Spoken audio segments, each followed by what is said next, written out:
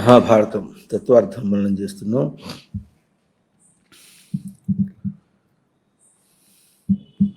బంది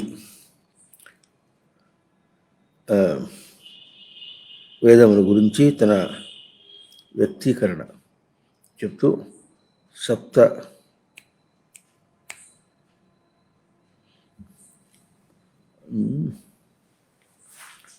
అన్న పదంతో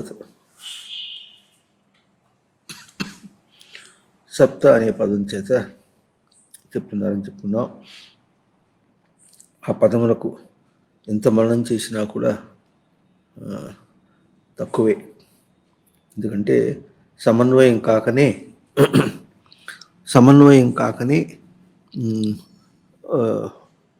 జీవులు, మనుష్యులు విశేషించి జ్ఞానులు కూడా చాలా కృషి చేస్తున్నారు.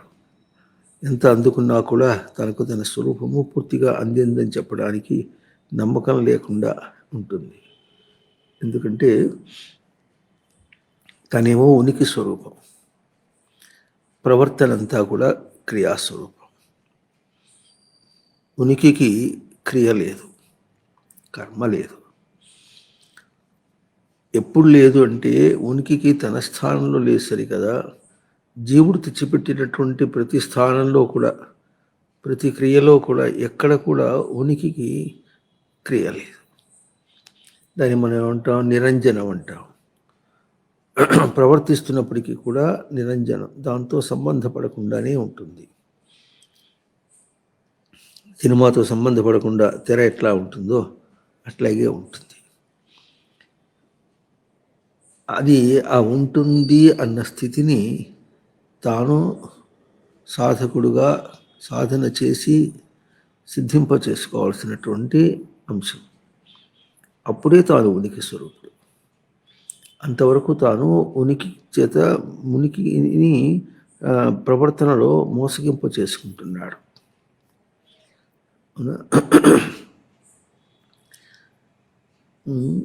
క్షీణవృత్తేరభిజాతస్య మణేః గ్రహీతృగ్రహణగ్రాహ్యేషు తత్సతదంజనత సమాపత్తి అని మొదటి సమాపత్తి పతంజలి చెప్పారు.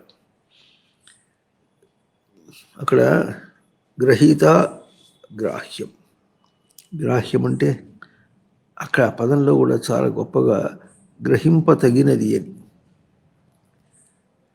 గ్రహింపతగినది అన్న పదం వచ్చేటప్పటికి అక్కడ ఏమి గ్రహిస్తున్నాం, ఎట్లా గ్రహిస్తున్నాం, ఈ విషయం అనేది గ్రహింపతగినదిగా గ్రహిస్తున్నావా అనేటటువంటి. గ్రహింపతగినది అక్కడ ఏముంది? అక్కడ గ్రహింపతగినది అంటూ ఏం లేదు, తను గ్రహించడానికి ఏమి లేదు. ఎందుకు లేదంటే ఆ లేదు అన్న పదము ఉనికి అన్న అంశము అక్కడ ప్రవర్తించదు కనుక, గ్రహింపు రాదు కనుక లేదు. ఉనికి అంశం ఎట్లా ఉంటుంది? స్థిరమై ఉంటుంది, నిరంతరమై ఉంటుంది. దానికి దేశకాలముల చేత కానీ, నామరూప క్రియాగుణముల చేత కానీ అది ఎప్పుడూ మార్పు లేదు. బయట మనం ఎన్ని ప్రవర్తించినా అన్ని మార్పేగా. బయట ప్రవర్తనలన్నీ మార్పే. మార్పుగా ఉన్న స్వరూపాన్ని తను తీసుకోవటం అంటే అది ఉనికి కాదు. ఇప్పుడు మనకు ఏమి రుజువైంది అంటే 84 లక్షల జీవరాశుల గర్భాల్లో ఎన్ని జన్మలు ఎత్తాడో, ఆయా జన్మల్లో ఎన్నెన్ని ప్రవర్తనలు జరిగినాయో, ఎన్ని విషయాల్లో ప్రవర్తించాడో, ఇవన్నీ కూడా ఎట్లా ఉన్నాయి? తనకు గతం. గతం అంటే వెళ్ళిపోయింది. వెళ్ళిపోయిన దానికి ఉనికి లేదుగా. వెళ్ళిపోయిన దానికి ఉనికి లేదు. ఉనికి ఎవరికి ఉంది? ఏది ఉంటుందో అది ఉనికి. ఎట్లా ఉంటుంది? ఆ ఉనికిలో కూడా భేదం లేకుండా ఉంటే ఉనికి. ఇప్పుడు తనతో పోల్చుకొని ఆ 84 లక్షల జీవరాశుల గర్భాల్లో తాను ఉన్నవాడు, అవేమో పోయినవి. అయితే మరి ఉన్నవాడు కనుక తనకు ఉనికి ఉండాలిగా. అది తన ఉనికి ఎట్లా ఉంది? గ్రహింపు అస్తవ్యస్తంగా ఉంది. అస్తవ్యస్తమైనటువంటి గ్రహింపు మళ్ళీ ఉనికి కాదు. అవి వెళ్ళినట్టుగా తను పోయినవాడు కాదు, ఉన్నవాడే. అవి పోయినాయి, తాను ఉన్నాడు. ఈ పాఠం మనం చెప్పుకోవడానికి చాలా బాగా ఉంది. ఎట్లా ఉన్నాడు? నశించకుండా ఉన్నాడు, పోయిన దాంతో పోకుండా ఉన్నాడు. పోయిన దాంతో పోకుండా ఉన్నాడు. ఉన్నందువల్ల తాను ఉనికి స్వరూపుడే. కానీ పూర్ణంగా ఉనికి స్వరూపం తనకి ఉన్నదా అని చెప్పుకుందామంటే అది మనం ఆ విషయాలు పోయినాయి, మనకు విషయ వాసనలు ఉన్నాయి అని ఈ విధంగా మనం ఎప్పుడు చూసుకుంటున్నాము, మన స్వరూపాన్ని చూసుకుంటున్నాము, అప్పుడు మనకు ఆ స్వరూపం ఉనికి గ్రహింపులో స్పష్టంగా లేదు. ఉన్నాడు కానీ గ్రహింపు లేదు. ఉనికి యొక్క స్వరూపం ఏమిటంటే ఉనికి గ్రహించినదే ఉనికి, గ్రహించినది ఉనికి. ఆ గ్రహించిన ఉనికి ఎట్లా ఉంది? ఇప్పుడు అస్తవ్యస్తంగా ఉంది కనుక గ్రహించినది ఇప్పుడు తనకు గ్రహింపుగా నిలవలేదు కనుక ఉనికిని పోగొట్టుకుంటున్నవాడు. అందుకని ఎట్లా ఉన్నారండి అంటే ఏదో ఉన్నాం, చావలేక బతకలేక ఉన్నాం అన్న మాట మన నోట వెంబడి మనకే వస్తుంది, మనకు తెలుస్తున్నది. అది ఉనికి అందామా? కాదు. లేమి అందామా? ఉన్నాడు కనుక లేమి. అందుకని దీన్ని ఏమన్నాడు? జీవ అన్నాడు. ప్రాణము ధారణ చేస్తున్నాడు. ఎట్లా ధారణ చేస్తున్నాడు? అస్తవ్యస్తంగా ధారణ చేస్తున్నాడు. అవునా? కానీ ఏముంటుంది? మొత్తానికి ధారణ చేస్తున్నాడు, అస్తవ్యస్తంగా ధారణ చేస్తున్నాడు. సమన్వయం కావటం లేదు. సప్త తనకు వైదికంగా అంటే సప్త దర్శనాల చేత ఇట్లా సచ్చైతన్య ప్రకాశ నివాస విచారణ జ్ఞాన సమృద్ధి లక్షణముల చేత తనకు ఉనికి లేదు. అదే సమన్వయమైనటువంటి ఉనికి తనకు లేదు. దీన్ని అసంపూర్ణం అంటాం. ఉన్నాడు కనుక జీవుడైనాడు, నిలుపుకోలేదు కనుక నిజంగా జీవుడు కాలేదు. జీవుడు శబ్దానికి జీవతి అంటే ఏదో బతికి ఉండటం అన్నర్థం, అట్లా అర్థం కాదు. జీవతి అంటే ప్రాణధారణ అని అర్థం. ధారణ నిలిపి ఉండుట జీవలక్షణం. మనకి ఎట్లా ఉంటుంది జీవటం అంటే జీవస్వరూపం బ్రతికి ఉండుట అని, దేహంతో బతికి ఉండటం అని, ఇంకా ఏదో బ్రతుకు జీవుడా అన్నట్టుగా ఎట్లా అటువంటి పదవులన్నీ ఎట్లా ఉన్నాయి? ఆ బయట చేసే క్రియతో పోల్చుకుని ఉన్నట్లుగా మాట్లాడుకుంటున్నాం. ఇది జీవుని యొక్క స్వరూపం కాదు, నిజస్వరూపం. ఉనికి అంటే అంతే అర్థము, జీవశబ్దానికి అంతే అర్థం. ఉనికి అంతే అంటే ఎంత అర్థము, జీవశబ్దానికి అది. ఎందుకంటే ప్రాణధారణ, ప్రాణం అంటే ప్రథితం నయతి, అందులో ప్రథితం ఆనయతి. అది ఈ మాట ఎందుకు వచ్చింది అంటే బయట ప్రవర్తనతో పోల్చి బయట ప్రవర్తిస్తున్నప్పుడు ఆనయతి కిం, నయతి ఆనయతి. ఆనయతి అంటే తీసుకుంటున్నాడేమి, నీ ప్రాపణే పొందుతున్నాడేమి. ఆ పొందుతున్నాడు ఏమో దాంతో పోల్చి ప్రాణధారణ అయింది. ఉనికి దాంతో పోల్చకుండా అర్థమవుతుంది. ఉనికి అంటేనేమో దేంతోనో పోల్చలేదు, అప్రమేయం, దేంతో కొలబడింది కాదు. ప్రమేయం అంటే మేయం, మాని ధాతు, మాతి మేయం. మేయం అంటే కొలవబడింది. ప్రమేయం ప్రతిదేన మేయం. అప్రమేయం అంటే అదే అట్లా కొలవబడింది కాదనమాట. దేంతోనూ కొలవబడింది కాదు, కొలవలేదు. ఎందుకంటే దేన్ని కొలిచినప్పటికీ కూడా దాని పారామీటర్స్ అంటారు, దాని అంశములు వేరుగా ఉన్నాయి. అంశములు అంటే అంశ విభాగే భజ సేవాయం, దాంతో తాను సేవించేటటువంటిది వేరుగా ఉంది. దాంతో ఎన్ని ప్రవర్తించినప్పుడు కూడా తనతో సేవించినట్టుగా లేదు. మరి ఒకప్పుడు కాదని తిరస్కరించినప్పుడు కూడా ఆ తర్వాత వైవాహిక మరి పెళ్లి చేసుకున్న తర్వాత ఆవిడ తొందరగా చనిపోతే తాను ఇంకా బతికి ఉంటాడు. ఎంతైనా కొడుకు సరిగా చూసుకునేవాడే అయినా, కోడలు కూడా సరిగ్గా చూసుకుంది అయినప్పటికీ కూడా పల్లె మాట విడిగా అంటానికి కూడా వాళ్ళకి దమ్ములు లేవు, ద్వేషము లేదు. అంత స్పష్టంగా చూసుకున్నప్పటికీ ఎట్లా ఉంటుంది? ఏదో సత్రంలో బతికినట్టుగా ఉంది అని నిట్టూర్పుట్లా వస్తుంది వాడికి. అంతగా మనకు విషయాత్మకమైన జీవితంలో అట్లా దాంతో మనం పెనవేసుకున్నాం అన్నమాట. విషయంతో ఎంత స్పష్టమైనా సరే, ఎంత గొప్పదైనా సరే దాంతో కొలిచేది కాదు. దాంతో కొలిచినటువంటిది తన స్వరూపం కాదు. అందువల్ల ఇప్పుడు శబ్దానికి ఎట్లా మనం చేయాలంటే, ఎట్లా చూసుకోవాలి మనం, సమన్వయం కావటం అంటే ఎట్లా చూసుకోవాలి అన్న విషయం. దీనిలో ఎట్లా చూసుకోవాలి అనే ఒక ప్రశ్న వేసే ముందు మనకు స్వతసిద్ధంగా కలుగుతున్నటువంటి అది కలుగుట అందుకు వచ్చిందనమాట.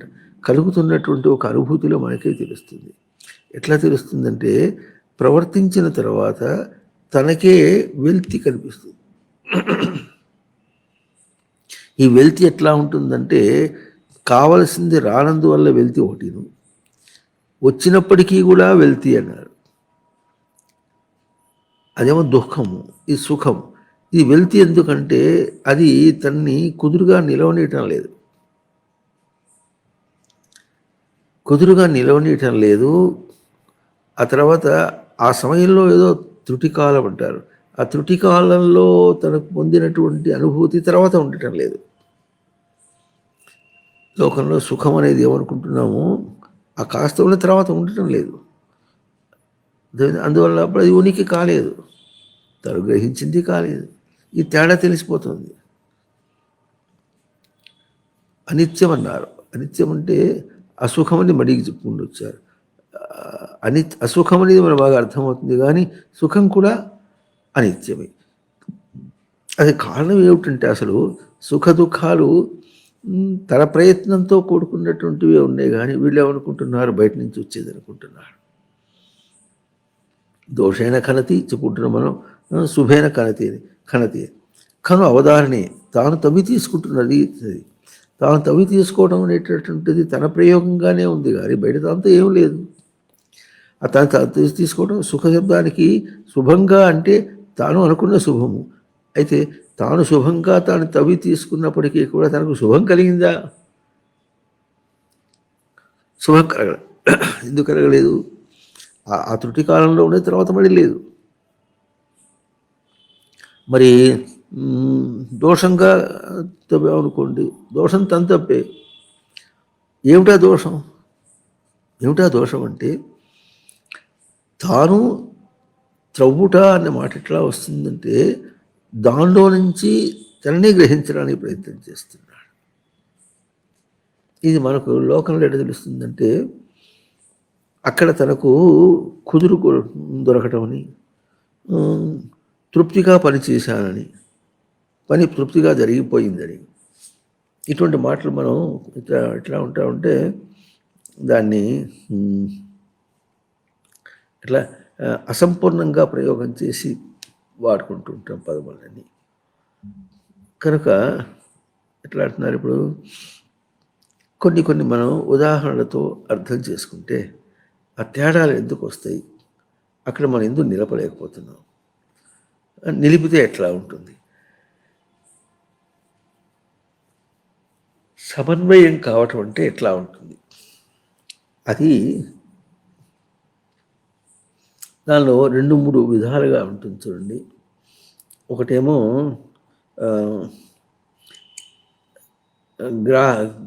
గ్రహణము అంటే ఇంద్రియ ప్రవర్తన అన్నది వచ్చినప్పుడు ఎట్లా ఉంటుంది, ఎట్లా అలవాటు చేశామో అట్లా ప్రవర్తిస్తుంది. ఈ రోజు చేసిన అలవాటు కాదు, అనాదిగా వస్తుంది. దాన్ని తెచ్చుకున్నాడు, దాంతో పరిమితంగానే ప్రవర్తిస్తున్నాడు. కానీ తాను ఎందుకు వచ్చాడు, దాన్ని తొలగించి ప్రవర్తించడానికి వచ్చాడు. ఏ ఇంద్రియంలో ఎటువంటి ప్రవర్తన ఉన్నప్పటికీ కూడా, అందుకనే భగవద్గీతలో ఇంద్రియముల యొక్క కర్మ అన్న దాని మీద బాగా దరువు వేశారు స్వామి. కర్మ శబ్దానికి ఇంద్రియములతోనే మాట్లాడాడు ఆయన. అవునా? కనుక గ్రహింపులో ఒక ఇంద్రియంతో ప్రవర్తిస్తున్నాం అనుకోండి, గ్రహింపు ఎట్లా వస్తుంది? ఇంద్రియ ప్రవర్తన ప్రకారంగా గ్రహిస్తున్నావా? గ్రహించేది ఎవరిని? తనని గ్రహిస్తున్నాడు. ఇంద్రియ ప్రకారంగా ప్రవర్తిస్తున్నాడా, లేక ఇంద్రియమును ప్రేరణ కలిగి ఇంద్రియమునకు చైతన్యములు ఇచ్చేటటువంటి చైతన్యపరంగా ప్రవర్తిస్తున్నాడా? ఇంద్రియం కదిలింది అంటే లోపల చైతన్యం ఇవ్వకుండా ఇంద్రియం కదలటం లేదు. చాలాసార్లు మనం చేసుకుంటున్నాం, కదలటం లేదు. కానీ ఇది గట్టిగా ప్రశ్న వేస్తేను చెప్పుకుంటే అర్థం అవుతుంది మనకు. మనసు కదిలిస్తోందని ఇట్లా ఈ మనస్సు కదిలిస్తున్నప్పటికీ మనస్సు అంటే మనస్సుని అక్కడ ఆగిపోయినాం అర్థం చేసుకోకుండా.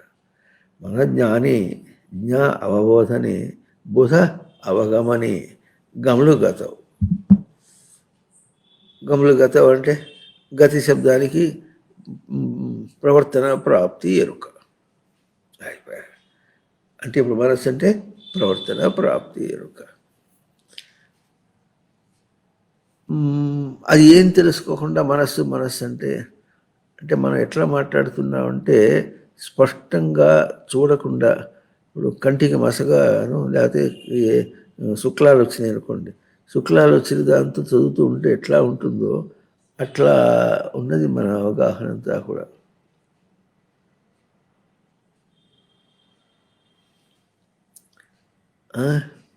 ఎట్లా ఉంది? శుక్లాలు వచ్చిన వాడు ఇట్లా మసకగా చూస్తాడు, అట్లాగే మన అవగాహన అంతా కూడా మసకగా ఉంది. ఏ పదవును ప్రయోగం చేస్తున్నామో అది మసగ్గానే ప్రయత్నం చేస్తున్నాం, దాని నుంచి గ్రహించేది ఎట్లా ఉంది. ఆ తర్వాత అసలు ప్రయోగం చేసే మనస్సే మనకు అర్థం కాలేదు.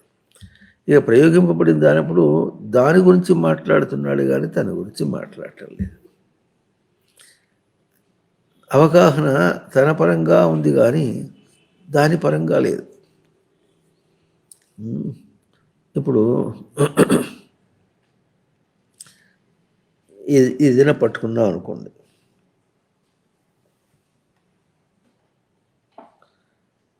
ఇది పట్టుకున్నాం అనుకోండి, గట్టిగా ఉంది అని అంటాడు. అంటే ఇప్పుడు ఈ గట్టితనం కర్రతో పోల్చా, తన గ్రహింపుతో పోల్చా, ఎట్లా?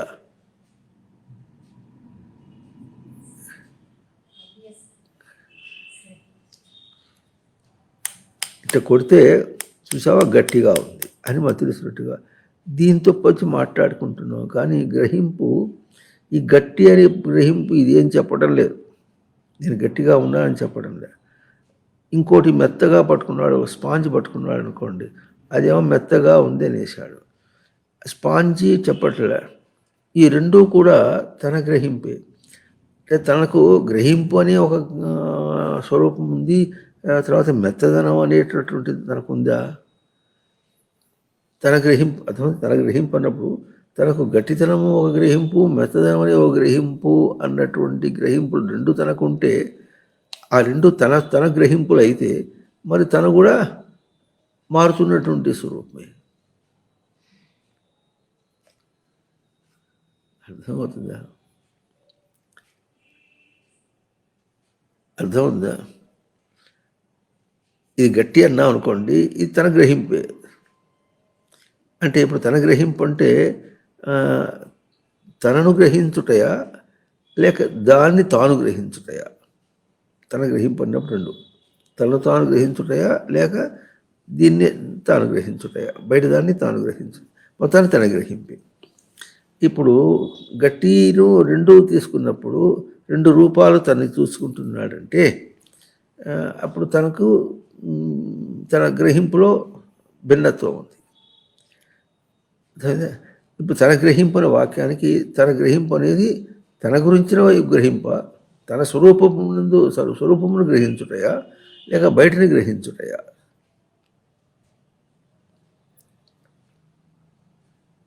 అది తనకే అంటే అప్పుడు ఏముంటుంది? తనకు భేదం తనలో ఉందన్నమాట. గ్రహించుట అన్నప్పుడు ఆ భేదాన్ని గ్రహించడం వచ్చింది. అదే ఇప్పుడు దీనికి సమాధానం ఎట్లా వస్తుందంటే, తన గ్రహింపే. కానీ తన గ్రహింపు ఎట్లా ఉందంటే దాంతో ప్రవర్తించినప్పుడు తనను తను గ్రహించటానికి ఒకటి గట్టి అని ఒకటి మెత్త అని ఉంది. అంటే దీన్నే భవతి, కలుగుతున్నటువంటి స్వరూపం. మళ్ళీ చెప్పుకుంటున్నా, అదేవిధంగా తను తాను గ్రహించడమే కరెక్ట్. అయితే ఇప్పుడు ఇది చూసినప్పుడు గట్టి అని గ్రహించాడంటే ఎట్లా ఉందంటే దీంతో పోల్చుకుని తను గ్రహించడం గట్టిగా, గట్టితనంతో. ఈ గట్టి అనే పదము తను గ్రహించడానికి ఇది ఒక గట్టితనాన్ని మనకు దర్శన స్వరూపంగా ఇస్తుంది. ఇంకోటేమో మెత్తదనం ఇస్తుంది. ఇంకోటి ఎట్లా ఉంటుంది, ఇది చాలా మాట చెప్పుకున్నాం. ముక్కు చెవిడిచిన తర్వాత కడిగేసుకుంటుంటే అది ఎట్లా ఉంటుంది, అది ఏదో ద్రావకాన్ని కడిగేసినట్టుగా మనకు వస్తుంది. అయితే ఇవన్నీ బయట కనిపిస్తున్నట్టుగా ఉన్నది, కానీ ఇది బయట కనిపిస్తున్నట్టుగా ఉంది, ఇది బయట కనిపిస్తున్నట్టుగా ఉంది. ఈ గట్టితనం తన దగ్గర లేదు, మెత్తదనం తన దగ్గర లేదు, ద్రావకమును కడుగుటగా కూడా తన దగ్గర ఆ రూపం, ఆ గ్రహింపు తన దగ్గర లేదు. అయితే తన గ్రహింపు అవతలికి వెళ్ళేటప్పటికి ఎట్లా ఉందంటే తనకు తన గ్రహింపు తేడా కనిపిస్తుంది. తనకు అవతల దాంతో ప్రవర్తించేటప్పుడు తనకు తన గ్రహింపే తేడా కనిపిస్తుంది. ఆ తేడా తనకు ఉండకూడదు.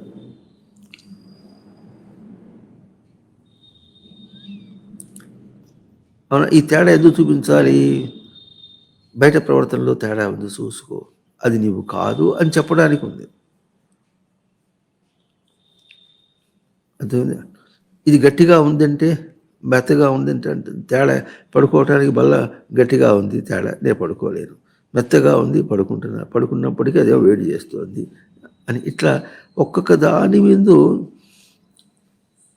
దాని రూపంగా తను గ్రహించటానికి దాని పక్షంగా తను గ్రహించడానికి ఉన్నటువంటి అస్తవ్యస్తపు రూపాలు ఇవన్నీ కూడా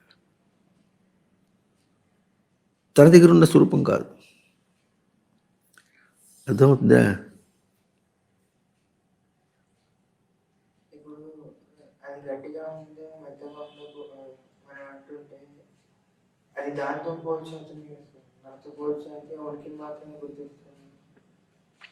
తన ఉనికి దాంతో పోల్చి తన ఉనికి గ్రహించడం అనేటటువంటిది ఆ గట్టి అనేది దీంతో పోల్చి మనం మాట్లాడుతున్నాం. కానీ తన గ్రహింపు ఎట్లా ఉంది? హార్డ్ అంటే ఏమిటి, గ్రహింపు ఇట్లా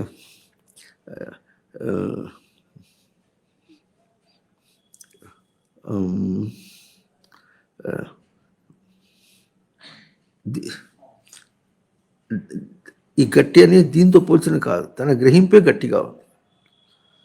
తన గ్రహింపు గట్టిగా, కష్టంగా, ఇటువంటి మాటలు అన్నమాట. అర్థమైంది?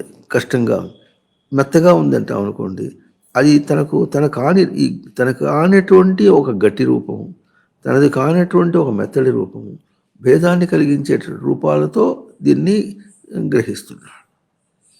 దీన్ని గ్రహించడం ఆ భేదం వస్తుంది. ఆ భేదం తంది కాదు. అంటే ఇప్పుడు ఈ గట్టితనం తనతో పోల్చుంటే ఎట్లా ఉంటుందంటే తనది కాని స్వరూపము అని.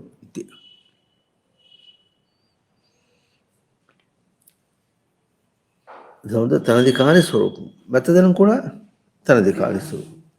అది ఆ తనది కాని స్వరూపాన్ని దీంతో చెప్పడానికి వచ్చేటప్పటికి ఎట్లా చెప్తున్నాము? ఇది గట్టి అని, ఇది మెత్తారంటున్నాం అనమాట. అర్థమవుతుంది? దానిలో ఇంకో విశేషం ఎట్లా ఉందంటే దీని నుంచి వదిలించుకోవాలంటే ఈ కర్ర బరువు, దీని నుంచి వదిలించుకోవాలంటే బరువుగా ఉంది కనుక దింపేశాం, ఇప్పుడు బరువు పోయింది అని దాంతో పోల్చి ఎట్లా అంటున్నాము? బరువు అని తనకి ఎట్లా ఉంది? దాంతో పోల్చి తన గ్రహింపు బరువుగా ఉంది. హార్డ్ అంటే ఇంగ్లీష్లో గట్టి అంటాం. హార్డ్ అంటే బాగా అర్థమైనట్టు. గట్టిగా ఉందంటే కటువుగా ఉంది. దీంతో పోల్చి తన గ్రహింపు తనకు కటువు, దాంతో పోల్చి తనకు లేని మృదుత్వం. తన మృదుత్వం అటువంటిది కాదు. ఆత్మ యొక్క మృదుత్వము అటువంటిది కాదు. మార్ధవం అంటే ఆ మృదు లక్షణం ఎట్లా ఉంటుంది, ఇట్లా కాదు. అట్లా ఎందుకు చెప్పుకున్నారంటే ఈ పదములన్నీ ఎట్లా వచ్చినాయి, ఉనికి ఉన్న తర్వాత ఉనికి గ్రహించడానికి చేసి మనిషి ప్రవర్తించేటటువంటి వాడు కల్పించినటువంటి పదములు అవన్నీ. ఆ పదములన్నీ ఆత్మకు లేవు. అర్థమవుతుందా? ఈ పదములన్నీ ఆత్మకు లేవు కనుక దానిలో ఒక భేదాన్ని చూపిస్తున్నాడు అనమాట. అర్థమవుతుంది. కర్ర పట్టుకుంటే గట్టిగా ఉందనేటప్పటికీ తనకు తన గ్రహింపుతో ఒక భేదాన్ని చూపిస్తున్నాడు. అంతేగాని ఈ గట్టితన శబ్దానికి అర్థం లేదు. ఇప్పుడు మనం ఏం చేస్తామంటే హార్డ్నెస్కి మనం కొన్ని మీటర్లు పెట్టుకొని కొలిచి చెప్తున్నాం అనమాట. అన్నిటికంటే హార్డ్ అనేది డైమండ్ హార్డ్నెస్ 10. ఇప్పుడు జియాలజీ వాళ్ళు చెప్పింది అనమాట. డైమండ్ హార్డ్నెస్ 10, అంతకంటే హార్డ్ అనేటటువంటిది ఇంకోటి లేదు. అవునా? ఇంకా 0 అంటే మైకా అటువంటి కొన్ని ఉన్నాయన్నమాట. మెత్తగా, ఇప్పుడు ఇంకా మెత్తగా దానిలో ద్రావకం అని. ఇవన్నీ కూడా ఎట్లా ఉందంటే మనకు బయటపడిపోతే ఎటువంటి రూపంలో వెళ్ళిపోతాం అనేటువంటి ఒక గుర్తింపు. అంటే దీని వెంబడిపోతే నువ్వు హార్డ్గా వెళతావు, నీ గ్రహింపు నీకు హార్డ్గా ఉంటుంది, అదే గట్టిగా ఉంటుంది, గట్టితనంగా వస్తుంది. తన గట్టితనం తనది కాదు, అదేదో మెత్తదనంగా ఉంటుంది. ఆ మెత్తదనం తనది కాదు అని అంటే ఇప్పుడు ఏం చూపిస్తున్నామంటే ఈ మాటల్లో తనది కాని యొక్క స్వరూపాన్ని బయట రూపాలతో, వాటి ప్రాపర్టీస్ అంటారు ఇంగ్లీష్లో, ఆ గుణములను, వాటి గుణములతో చెప్తున్నాడు. ఆ గుణములు ఎక్కడి నుంచి ఎవరు చెప్పారు? ఇప్పుడు ఎంత ఈ గట్టి అని తనే చెప్తున్నాడు. ఈ గట్టితనం కర్రకు తెలియదు, మెత్తదనం స్పాంజికి తెలియదు, అది తను చెప్పింది. తను ఎట్లా చెప్తున్నాడు? రిలేటెడ్ టు హిమ్, తనతో పోల్చుకొని తన గ్రహింపుకి అది తేడా ఉందన్నమాట. తేడా తీసుకొని దీనిలో ఎట్లా ఉంటుంది, దీన్ని బట్టి ఏం తెలుస్తుందంటే ఎన్నో ప్రాపర్టీస్ అంటారు, ఎన్నో గుణములు పదార్థాల్లో మనం చెప్తున్నాం అనుకోండి. అన్ని గుణముల భేదాన్ని ఇదెంత చెప్తున్నాడు? ఒక్కటైనా తన గ్రహింపుతో చెప్తున్నాడు. ఎట్లా చెప్తున్నాడు? ఒక్కటైనా తన గ్రహింపుకి మిగతావన్నీ కూడా అన్ని ఆయా భేదములతో ఉన్నటువంటివి.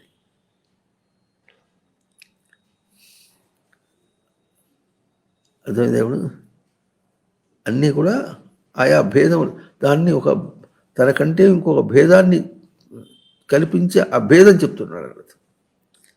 తనకంటే భేదమును చెప్తున్నాడు, అంతేగాని దాన్ని చెప్పటం లేదు. అయితే మనం ఏం చేస్తున్నాం? ఆ భేదాన్ని కూడా బయట పదిగా తీసుకుని అది ఒక ప్రాపర్టీ, గుణంగా అనుకొని ఆ గుణములతో మనం ఆడుకుంటున్నాం. అంతేగాని ఈ తనకంటే భిన్నంగా చెప్పాడు, తన స్వరూపం కాదు, తన లక్షణం కాదు, తనకు దర్శనం కాదు, అది కూడా విశేషం. తనకు తనదేమో దర్శనం, ఈ గట్టి అనేది దర్శనం కాదు తనకు. ఎందుకు కాదు? లేదు. ఇప్పుడు కర్రని విడి చేసినప్పుడు అది లేదు, దాంతో ప్రసక్తి లేదు. ఉన్నప్పుడు ఏం చూపిస్తుంది? నీకంటే అది వేరైనటువంటిది, నీ గ్రహింపు కంటే అది వేరైన స్వరూపం అని ఉంటున్నారా? ఎంత భిన్నత్వాన్ని కల్పించుకున్నాం దీని ప్రకారంగా. చాలా, ప్రతి 2-3 ప్రాపర్టీస్ చెప్పుకున్నాం. ఎన్నున్నాయి లోకంలో? చాలా ఉన్నాయి. మెత్తదనానికి అనేకం, గట్టిదనానికి అనేకం ఉన్నాయి. ఎట్లా ఉన్నాయో అట్లాగే అవునంటానికి చాలా ఉన్నాయి, కాదంటానికి ఇట్లా చాలా ఉన్నాయి. నావాడు అంటానికి అమ్మతో ఒక తీరుగా ఉంది, నాయనతో ఒక తీరుగా ఉంది, అది ఎట్లా ఉంది, ఇది ఎట్లా ఉంది, ఎన్నో తీరు. మరి అమ్మతో కూడా అనేక వేళల్లో, అనేక సంఘటనల్లో, అనేక తీరులుగా ఎట్లా ఉంటుందో అదంతా ఎవరిది? తనదే గ్రహింపు. ప్రతి మాట తన గ్రహింపే. ఇంత గ్రహింపుల్లో కూడా తను ఎట్లా తీసుకున్నాడు? మనం గుర్తించవలసింది ఏమిటంటే దానికంటే భిన్నమైన తన స్వరూపాన్ని గ్రహిస్తున్నాడు. అదే అమ్మ అనే పవిత్రమైన భావన అనుకున్నప్పటికీ కూడా ఆ పవిత్ర భావనలో కూడా దానికంటే ఆ పవిత్రతలో కూడా భేదాన్ని చూస్తున్నాడు. ఆ భేదం ఎక్కడ వస్తుంది? మళ్ళీ ఓ విషయాన్ని కల్పించుకుని విషయంలో వేరు చేసుకుని ఆ భిన్నత్వాన్ని తన మీద చూసుకుంటున్నాడు. అన్ని భిన్నత అన్ని ఎన్నెంత వేరు చేశాడో వేరువేరుగా కనిపిస్తుంది. ఈ వేరు చేయటం, వేరువేరుగా చూడటం, ఇన్ని మాట చూసేటప్పటికి దీన్ని అపరా ప్రకృతికి ఒక వాక్యం, అపరా ప్రకృతిని పరా ప్రకృతితో పట్టుకోవడానికి ప్రయత్నం చేస్తున్నాడు. అపరా ప్రకృతి అంటే ఎక్కడ పాలన అక్కర్లేదో దాన్ని ఏదో పాలన చేసి పట్టుకోవాలని ప్రయత్నం చేస్తున్నాడు. ఇప్పుడు ఈ పాలన చేసి పట్టుకోవాలంటే ఇప్పుడు దాన్నే పాలన చేస్తున్నాడా, తన్నే పాలన చేస్తున్నాడా? పరాప్రకృతి తనది, అదే దాంతో పోచి తనను పాలన చేసుకుంటున్నాడా? ఎట్లా పాలన చేసుకుంటున్నాడు? ఇది గట్టి అనేటప్పటికీ తేడా చూసేసాడు. ఎవరి తేడా చూశాడు? తన గ్రహింపులో తేడా. ఇదేమో అపర, అదే దానికేం పాలన అక్కర్లేదు. ఇప్పుడు దాని నుంచి తాను ఏం చేయాలి? ఎంత వాడుకోవాలో అంతే వాడుకోవాలి. కొన్ని వ్యావహారికంగా మాట్లాడుకుంటే కూడా ఎంత వాడుకోవాలో అంతే వాడుకుంటాడు, కానీ ఎప్పుడు దాంతో సంబంధం పెట్టుకోగలిగిన వాడు కాదు, దేంతోనూ సంబంధం పెట్టుకోగలిగిన వాడు కాదు. ఆ మాటకు వస్తే తన దేహంతో కూడా సంబంధం పెట్టుకోగలిగినటువంటి వాడు కాదు. అర్థమవుతుందా? ఇప్పుడు కనుక ఈ విధంగా పదార్థములతో పోల్చి, అట్లా ఒకటి పదార్థములతో పోల్చి చెప్పుకుంటూ ప్రయత్నం చేస్తే ఇప్పుడు సమన్వయం ఎట్లా అవుతుంది అంటే కాదు. సమన్వయ శబ్దానికి ఎట్లాకు సమ అను అయ, సం అను అయ, సమన్వయ. అయ అంటే ప్రవర్తన, అను అంటే ప్రేరణ లేకుండా, ప్రేరణ లేని ప్రవర్తన, అది తనకు ఎట్లా ఉండాలి? శ్రమ అవైకల్యం, వికలం కాకుండా. ప్రేరణ లేని ప్రవర్తన వికలం కాకుండా ఇప్పుడు ఏం చేస్తుంది? గట్టి అని చూసేటప్పటికీ అది ఒక ప్రేరణ కలిగినటువంటి ప్రవర్తన తనని వికలం చేసింది. ఎట్లా వికలం చేసింది? ఒక గట్టి అన్నటువంటి దాన్ని ఒక లోపలే ఒక గుణంతో ఈ గట్టి అనే దీంతో కాకుండా నాది కాదన్నాడు. అర్థమైంది? అంటే రిటార్డింగ్ కాదు అని చెప్పడానికి ఏదో ఒక గుణం, ఒక గ్రహింపు చేత కాదన్నాడు. ఆ గ్రహింపును మనం ఆ గ్రహింపు రూపంలో చెప్పకుండా గట్టి అన్నా.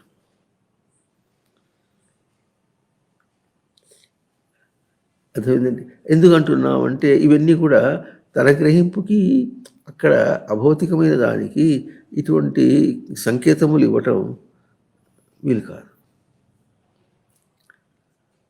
వింటున్నారా? దానికి సంకేతములు లేవు, అది ఎప్పుడూ ఒకటే. కనుక ఏం చేస్తున్నాడు? కానీ తాను భేదాన్ని చూస్తున్నాడు. తన గ్రహింపులో భేదాన్ని చూసి ఇది ముట్టుకునేటప్పటికీ తన గ్రహింపులో భేదం వచ్చింది. ఇప్పుడు ఆ భేదం వచ్చిన దాన్ని తన స్వరూపంతో చెప్పకుండా దీంతో చెప్పుకొని మొత్తానికి భేదం అని నిశ్చయం చేశాడు. అంటున్నారా? అయితే భేదం నిశ్చయం చేయడంలో దాని ఏదో దీనికి ప్రాపర్టీగా ఇచ్చేసి అనుకొని చేసినప్పుడు దీంతోనే వ్యవహారం చేసుకుంటూ ఎంతో భేదాన్ని చూస్తున్నాడు. ఎంత వ్యవహారం చేసినా భేదమే కనిపిస్తోంది.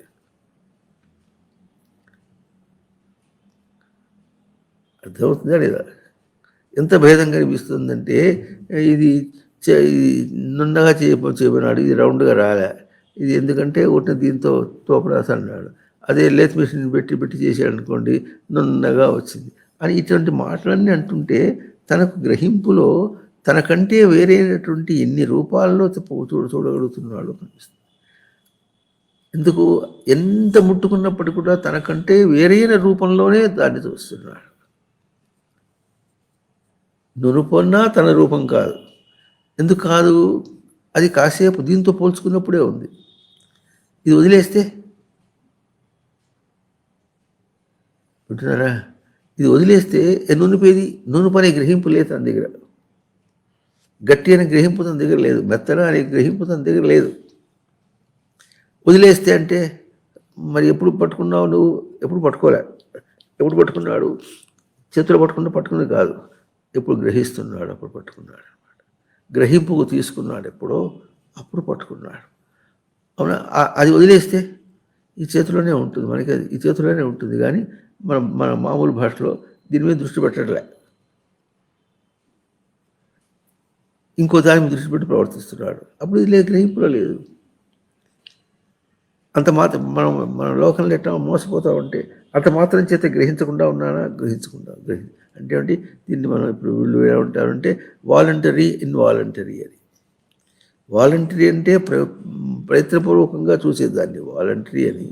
ఇన్వాలంటరీ అయినప్పటికీ కూడా ఇటు తిప్పుకుంటూ మాట్లాడుతున్నాను, నీతోనే మాట్లాడుకుంటున్నప్పటికీ కూడా ఈ గ్రహింపు నా దగ్గర ఉంది. ఇది ఇన్వాలంటరీ అంటారు వాళ్ళు. అయితే ఈ గ్రహింపు నా దగ్గర ఎట్లా ఉందంటే భిన్నత్వాన్ని చూస్తున్నా.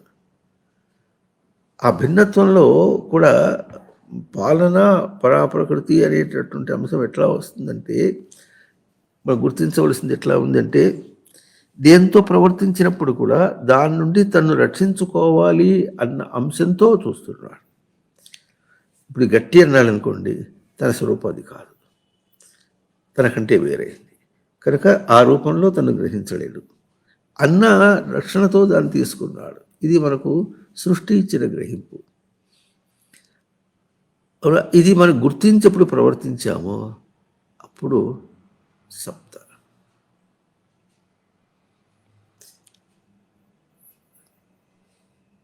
అర్థమవుతుందా?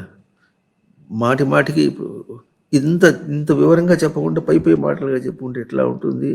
ఇదేమో బయట దానితో పోల్చిన గ్రహింపు. తన ఎట్లా గ్రహిస్తున్నాడు? మనస్సుతో గ్రహిస్తున్నాడు. మనస్సు గ్రహింపు వేరు, దీని గ్రహింపు వేరు అంటే మనకు బాగా అర్థమైంది. ఈ మనస్సు గ్రహింపు అంటే ఎట్లా ఉంటుందంటే, ఇంత చెప్పుకున్నాక మన జ్ఞాని, అవబోధనే, బుధ అవగమనే, ప్రవర్తన, ప్రాప్తి ఎరుక. ఇది చెప్పేటప్పుడు తను ఎరుకతో దేంతో ఉన్నాడు? తన గ్రహింపుతో ఎరుకతో ఉన్నాడా? దీని ఎరుకతో ఉన్నాడా? చివరిదాకా వెళ్ళేటప్పుడు గ్రహింపు. ఆ గ్రహింపు ఎట్లా ఉంటుంది? దానికంటే పైది స్మృతి. ఇప్పుడు ఈ క్రమము ప్రతి చోట ప్రవర్తిస్తుంది.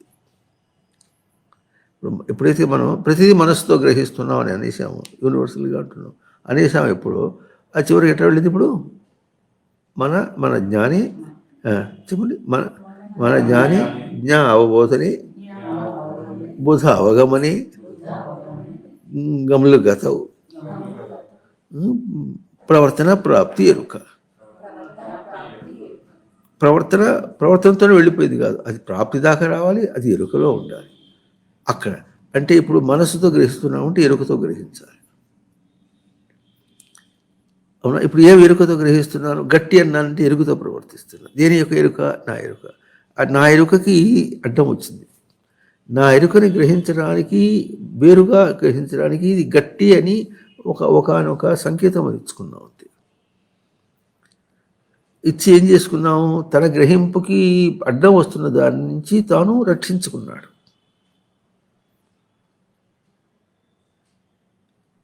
అదేవిధంగా రక్షించుకొని తన ఎరుక దీనికంటే అయితే తను ఏం చేసుకున్నాడు? భక్షించుకున్నాడు. భక్షించుకుని ఏమంటాడు? ఇది గట్టితనాన్ని పట్టుకున్నాను, దీని గురించి తలుచుకుంటూ ఇది సైన్స్ అన్నాడు. అంతే. తను తాను రక్షించుకోపోయి ఇది అన్నాడు. ఉదాహరణకి ఈయనెవరు? చిన్ననాటి స్నేహితుడు, వీడేమో పెద్దనాటి స్నేహితుడు, వీడేమో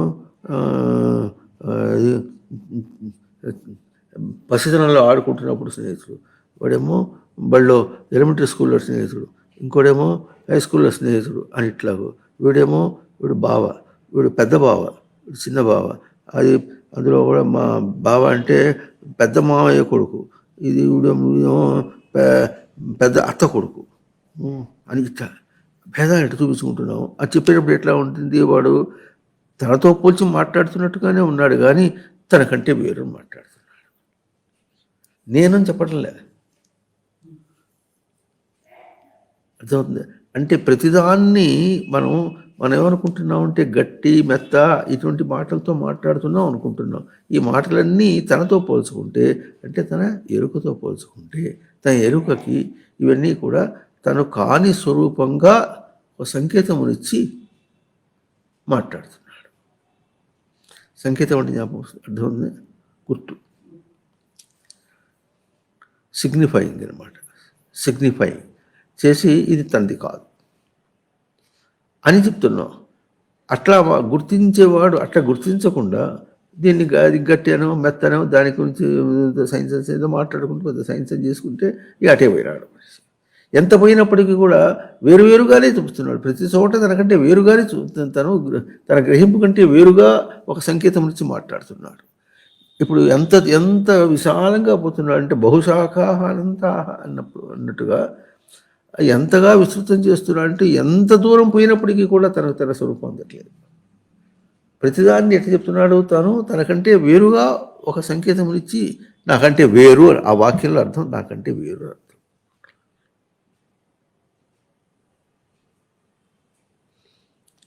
అంటున్నారా, నేను కాదని.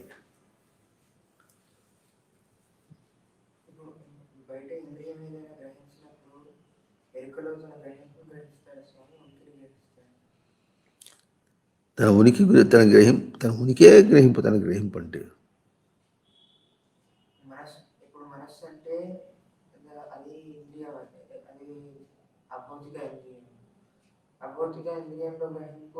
ఆ ఇంద్రియం అని మన ఊరి పేరు చెప్పాం. తన గ్రహింపు అంతే. ఆ ఇంద్రియ దాన్ని తన గ్రహింపుకి కొన్ని దశలు ఇచ్చి ఒక దశలో మనస్సు అన్నాం.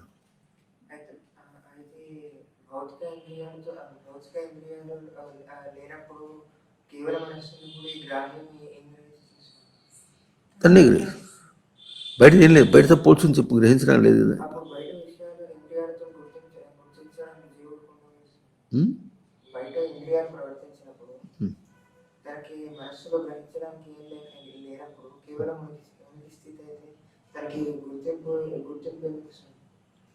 మరి నువ్వు ఎటు వస్తున్నావు అంటే ఇప్పుడు దాన్ని మనం ఎట్లా గుర్తిస్తున్నామో చెప్తున్నా. ఎట్లా గ్రహిస్తున్నావు అంటే మన భాష తన గ్రహింపు ఏమంటే తనకంటే వేరు అంతే. ఏం చెప్పినా బయట నేను కాదు, ఏం చెప్పినా నేను కాదు అని. ఇప్పుడు మనం ఏమనుకుంటున్నాం అంటే దాన్ని ఏదో చెప్పామనుకుంటున్నాం.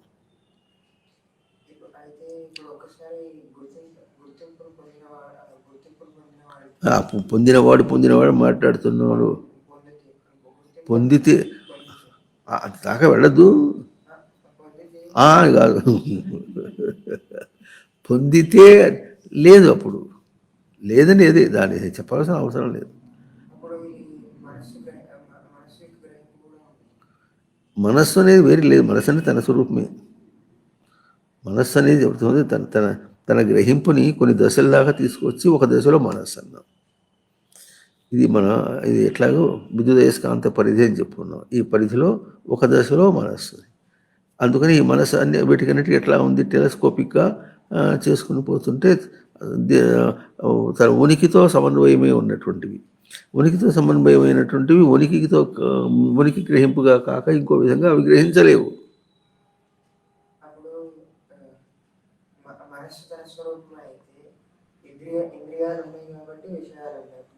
ఇంద్రియాలు కూడా తన స్వరూపమే. ఇంద్రియం అంటే ఇది పరమేశ్వరి. అట్లా అట్లా అదే చెప్పడం. ఇది గట్టి అనేటటువంటిది తనకంటే వేరని చెప్పడం అంతవరకే కానీ గట్టి అనేటటువంటి ఒక రూపం లేదు. ఎట్లా లేదంటే దానికి తెలియదు, దానికి గట్టి అంటే దానికి తెలియదు. నేనేం చెప్తున్నాను, దానికంటే వేరే, నాకంటే వేరేనా ఒక సంకేతం ఇచ్చి చెప్పేసా అంతే. నా దగ్గర లేదు. ఇప్పుడు ఎక్కడ ఉంది ఇంకా దాన్ని చెప్పడం అంటే ఎక్కడా లేనప్పుడు దాన్నే పట్టుకొని గట్టితనానికి ఇంత వేషాలు చెప్పి ఇంత సైన్స్ మాట్లాడుకుంటూ పోతుంటే ఇప్పుడు ఏం మాట్లాడుతున్నామంటే ఏం ఎంత మాట్లాడినప్పుడు కూడా నాకంటే వేరు అని చెప్తున్నాం అంతే. మనం ఏమనుకుంటున్నాము, చాలా గొప్పగా దాన్ని తెలుసుకుంటున్నాం అని అనుకుంటున్నాం. దాన్ని ఎట్లా తీసుకుంటాడు గొప్పగా? ఎంత గొప్పగా తెలుసుకుంటాడంటే దాన్ని ఎంత గొప్పగా తీసుకుంటున్నాడంటే దానికంటే గొప్ప నేను అని. ఎట్లా గొప్ప? వేరైనటువంటిది నా స్వరూపం కాదని వ్యవహారం. అందుకని జానామీతి భాంతం, జానామీతి నేను తెలుసుకుంటున్నాను అనుకుంటున్నప్పుడు ఏం తెలుసుకుంటున్నాడంటే నేనే తెలుసుకుంటున్నాడు. తెలుసుకుంటున్నాడంటే అది లేనిదిగా తెలుసుకుంటున్నాడు. గట్టి అన్నప్పుడు తనకు తన స్వరూపం లేనిదే అది. అక్కడ తన స్వరూపం లేదు. అర్థమవుతుందా? సిఐడి ఉన్నాడు, సిఐడి కాదు అతను ఉంటారు, ఒక డిటెక్టివ్ ఉన్నాడు అనుకోండి. డిటెక్టివ్ వాడు ఎవరినో పట్టుకోవడానికి ప్రయత్నం చేస్తున్నాడు. వాడు పట్టుకోవడానికి ప్రయత్నం చేసి వీడి దగ్గర ఆ గుణం లేదు కనుక వీడు కాదు అంటాడు. ఎవరినో వాడిని లొకేట్ చేసుకుంటాడు. అది కథ. ఎట్లా కాదని అనుకుంటాడో వాడిని గుర్తించడానికి తన ప్రజ్ఞ అంతా ఎట్లా ఉపయోగించుకుంటాడో అట్లా మనం ఎంత ప్రజ్ఞగా మాట్లాడుతున్నాం అంటే, మనం ప్రజ్ఞగా అంటే దాని ఎందుకు మాట్లాడటం ప్రజ్ఞ అనుకుంటాం. కాదు, ఎంత ప్రజ్ఞగా మాట్లాడుతున్నాడంటే తన స్వరూపం కాదని చెప్పడానికి, తనకు ఏ పదార్థం చూపించినా సరే తన స్వరూపం కాదని మాట్లాడుతున్నాడు. తనేమనుకుంటున్నాడు, అవతల పదార్థం గురించి మాట్లాడుతున్నాను అంటున్నాడు. లోకంలో అందుకని అతద్వ్యావృత్తి అన్నారు. తన ఎట్లా ఉందంటే ఇది అతద్వ్యావృత్తి, ఇది కాదు అంటే ఇది కాదు అని చెప్పడానికి మనం చెప్పుకుంటున్నాం. ఇప్పుడు దాన్ని మనం వ్యవహారం చేసేటప్పటికి గట్టి పరుపు ఇవన్నీ తేడా చేసేటప్పుడు ఇన్ని తేడాల్లో మనకు స్పష్టంగా మనం మాట్లాడగలుగుతున్నాం. మన ప్రజ్ఞ ఎంత, మన గొప్పదనం ఎంత.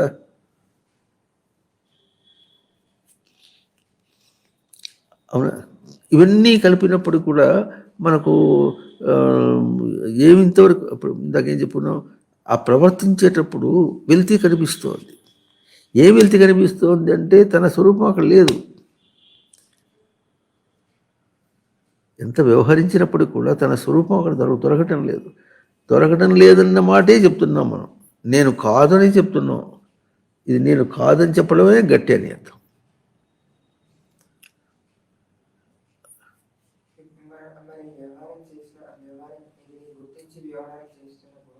ఒకే విషయాన్ని ద్వంద్వంగా చూడొచ్చు, దాన్ని విపులీకరించి బహుళంగా చూడొచ్చు. ద్వంద్వంగా చూసి అది నేను కాదని తెలుసుకుని ద్వంద్వంగానే వ్యవహారం చేసే అవకాశం ఉంటుంది, దాన్ని విపులీకరించి చేసే అవకాశం ఉంటుంది. మరి ద్వంద్వంగా చేసే అవకాశం ఉన్నప్పుడు దాన్ని విపులీకరించి మనం ఎందుకు చూస్తాం? నువ్వు చూసినావు చెప్పు, నువ్వేగా చేసి అంటే తనకు తాను తెలుసుకోవాలి అంటే తను చేసే వ్యవహారం తగ్గించుకోవాలంటే ద్వంద్వంలోనే వ్యవహారం. ద్వంద్వం అనరు దాన్ని, భేదం కలిపి. ద్వంద్వం అంటే రెండు వ్యతిరేకం అని. అట్లా కాకుండా అది తనకంటే వేరుని చూస్తుంటాం అంతే. అదొకటే ఉపాయం. తనకంటే వేరుని తెలుసుకుంటే ఇంకా దాని గురించి విచారణ చేయవలసిన అవసరం లేదు. అంటే ఎందుకు చేస్తున్నాడంటే అదే కదా వచ్చింది కూడా. ఎందుకు చేస్తున్నాడో వాడికి అర్థమైతే ఎట్లా ఉన్నాడంటే, వాడు అవతల పక్షం ఉన్నాడు, తనకంటే వేరైన పక్షంలో ఉండి ప్రవర్తిస్తున్నాడు. తనకంటే వేరైన పక్షం, అందులో ద్వైతం అన్నమాట. ద్వైతం అన్నారు. ద్వైత పక్షంలో ఉండి ప్రవర్తిస్తున్నాడు. తావత్ సత్యం జగద్భాది యావన్నా జ్ఞాయతే బ్రహ్మ. వాడికి అట్లా ఎందుకు చేస్తున్నాడంటే తను ఎదగటం అంటే వాడు తెలియటం లేదు కనుక అక్కడే ఉంటున్నాడు. వాడు ఈ తనకి ఎదిగే స్వరూపం కాదనుకున్నప్పుడు ఎంతెంతగా తెలుసుకుంటే అంతంతగా ఇటు వస్తాడు. ఎంతెంతగా తెలుసుకుంటే అంతంతగా తను ఎదుగుతాడు, అంతంతగా దూరంగా వెళ్తాడు. దీనికి ప్రశ్న లేదు, సమాధానం లేదు. ఎందుకు ఎట్లా ప్రవర్తిస్తున్నాడని ప్రశ్న వేస్తే అసలు ఆ మాటకు వస్తే వాడు ప్రవర్తించట్లేదుగా. వాడు ఏం చేస్తున్నాడు? ఇది గట్టి అని ఎంతమంది చెబుతారు? అందరు చెప్తారు. ఈ గట్టి అన్నప్పుడు అక్కడ అర్థం ఏమిటి? వాడు అనుకుంటున్నది ఏమిటి? దీన్ని గుర్తించాలనుకుంటున్నాడు. కానీ వాడు ఏమంటున్నాడు? ఇది అతనికంటే వేరుగానే గుర్తించే ప్రవర్తిస్తున్నాడు. ఈ గట్టి అనేది పట్టుకున్నంతసేపు గట్టి, అది వదిలేసలేదు. తన దగ్గర ఆ గ్రహింపు లేదు. దీని గురించి వేరు, తనకంటే వేరు అని చెప్పడం కూడా లేదు. అది తనకు ఎదురైతే దాన్ని గుర్తించడం అని దగ్గరికి వెళ్తే అన్నాడు. అసలు దాన్ని గుర్తించడం ఎందుకు వెళ్ళాలి? అసలు అవసరం లేదుగా. ఎందుకు వెళుతున్నాడంటే మోహం అన్నారు. మోహం అంటే అది ఒకటి మోహం అంటారు కదా. మోహ వైచిత్యే. అన్నిటినీ కూర్చుకోవడానికి ప్రయత్నం చేస్తే వైచిత్యం అంటే చేయనే ధాతు.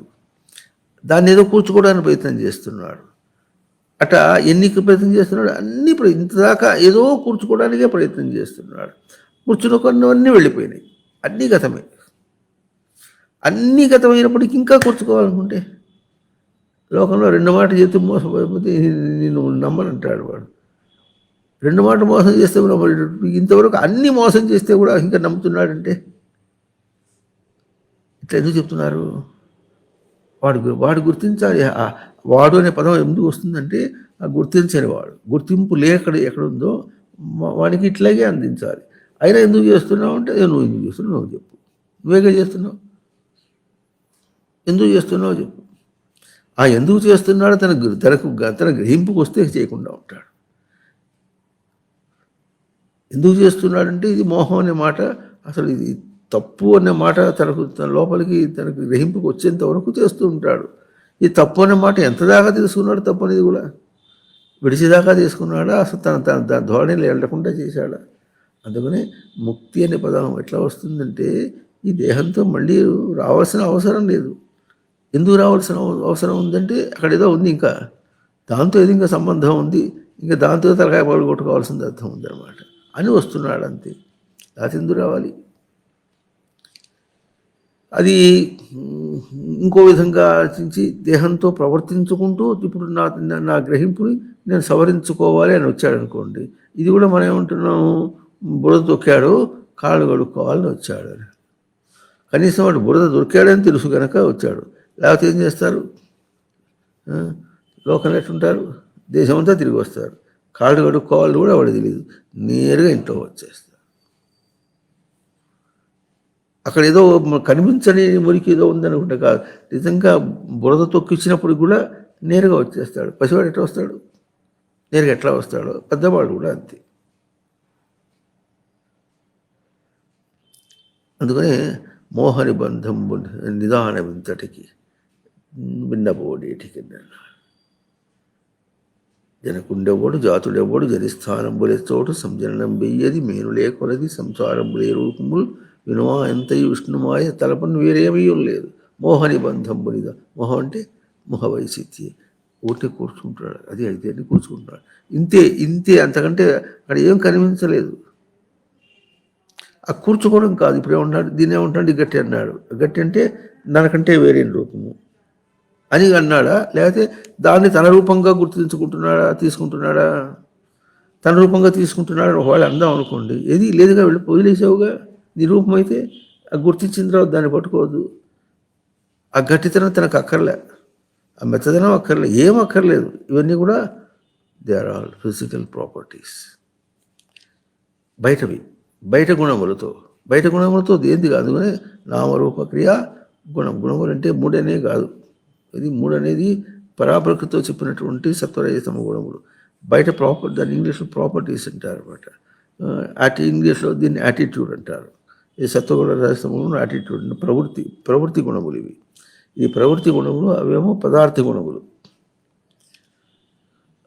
కనుక ఈ విధంగా సమన్వయం కావటము అన్న దగ్గరికి ఆ విషయం దగ్గరికి వచ్చేటప్పటికి ఎందుకు సమన్వయం కావటం లేదు, సమన్వయం కావట్లేదు, ఎట్లాగో ఎందుకు కాలేడంటే తన స్వరూపం అది కాదు. దాంతో సమన్వయం కాకుండా పోవటం అనేది శబ్దానికి సమన్వయం శబ్దానికి ఎట్లా అవుతుందంటే తనకు తన యందే సమన్వయం. తన గ్రహింపని మాట వచ్చేటప్పటికి ఈ గ్రహింపని పదం వచ్చేటప్పుడు గబుక్రమాన్ని ఎట్లా చూస్తున్నామంటే ఇంకో దాన్ని గ్రహించడం అనే పదం అట్లా దద్దేసుకుంటున్నాం, తప్పది. తన గ్రహింపని మాట ఎట్లా ఉంటుందంటే మరి దీపం ఎట్లా నిటారుగా తనలో ఎట్లా వెలుగుతూ ఉంటుందో, ఈ మాట మంచి ఉపమానం అది. యథా దీపో నివాతస్థ నేంగతే సోపమాస్మృత నా ఇంగతే, చెలించకుండా ఎట్లా ఉంటుందో తాను గ్రహిస్తున్నప్పుడు కూడా ఎట్లా ఉంటుంది, తన చైతన్యంలో తాను ఉన్నాడు.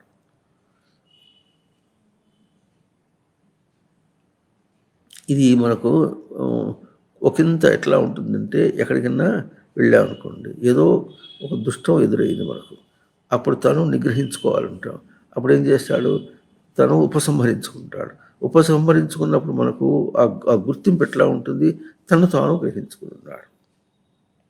ఉపసంహరించుకోవటం అంటే అక్కడి నుంచి తాను వెనక్కి తీసుకున్నాడు ఎట్లాగో అది ఎట్లా తెలుస్తుంది, అవతల దానిలో ప్రవర్తించేటప్పుడు తను ఎట్లా గుర్తించుకున్నాడో, దానికంటే వేరుగా తాను వెనక్కి తీసుకున్నప్పుడు ఎట్లా గుర్తించాడో, ఇది ఒకంత పోలికగా తెలుస్తుంది. ఆ మాటకు వస్తే ఇంకెట్లా ఉంటుందంటే అసలు దాంతో సంబంధమే లేకుండా అనేది ఎట్లాగంటే ఎరుకతో సంబంధం లేకుండా ఉన్నాడన్నాడా, లేకపోతే లౌకికంగా దాంతో సంబంధం. ఇప్పుడు రోడ్డు మీద పోతున్నాం అనుకోండి, మరి దేంతో అక్కర్లేదు కనుక దాంతో తిరగట్లేదు, అక్కర్లేదు దాని కనుక మనం ఉన్నాం, సరే బాగుంది. అయితే ఆ గుర్తింపు ఉందా, అక్కర్లేదు కనుక నేను ఎట్లా ఉన్నాను, ఇది నాకు అక్కర లేకపోవడం అనేటటువంటిది సర్వత్రా అంతే. అయితే మనం ఏమంటున్నాం, అక్కర్లేని దానితో సంబంధం లేకుండా ఉన్నాం, అక్కర ఉన్న దాంతో ఆ మాట వచ్చేసింది మళ్ళీ. అప్పుడు మనం ఎట్లున్నాం, దాని మీద తన ప్రయోగం అంతా దాన్ని పడి పీకొనో దాన్ని కౌలించుకోనో అట్లా ప్రవర్తిస్తున్నాం. అదే అంటే ఒక అక్కర ఉన్న దాంతో పోల్చి ఇంకోటి అక్కర లేదని మాట్లాడుతున్నాం. తనకు అక్కర లేకుండా ఉండటం అనేటటువంటిది, అక్కర లేకుండా ఉండటం అనేటువంటిది తనకు ఎప్పుడూ స్వరూపమే. అక్కర లేదు కనుకనే ఇది గట్టి అన్నాడు. ఇది నేను కాదు.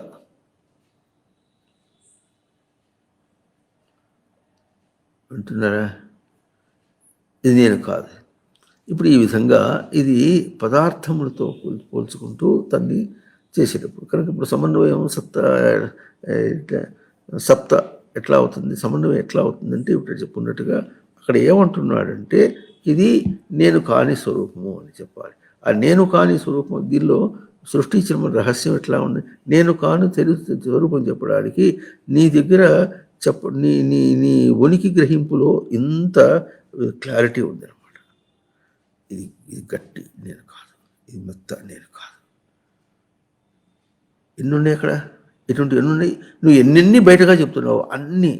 ఇప్పుడు ఇందా చెప్పినట్టుగా ఈ గట్టితనంతో పోల్చుకుని ఈ గట్టితనానికి మరి డైమండ్ అంటే 110 అని, ఇది మైకా అంటే 0 అని, దానికి ఇట్లా ఉంటుంది, దాంతో ఎన్ని పనులు చేస్తున్నా అంటే ఎన్ని మాటలు మాట్లాడుకుంటున్నావో దాంతో అవన్నీ కూడా దాంతో అన్ని పనులు ఆ పనులు చేసిన కానీ తను గ్రహించగలిగింది కాదు అంటున్నాడు.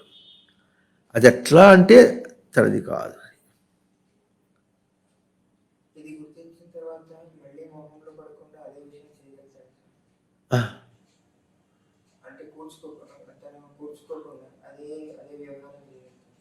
అది ఆ టాలెంట్ని సృష్టి మనకు ఎట్లా ఇస్తుందంటే అందులో భగవద్గీత విశేషంగా మాట కృత్వాపి నాని బధ్యతే.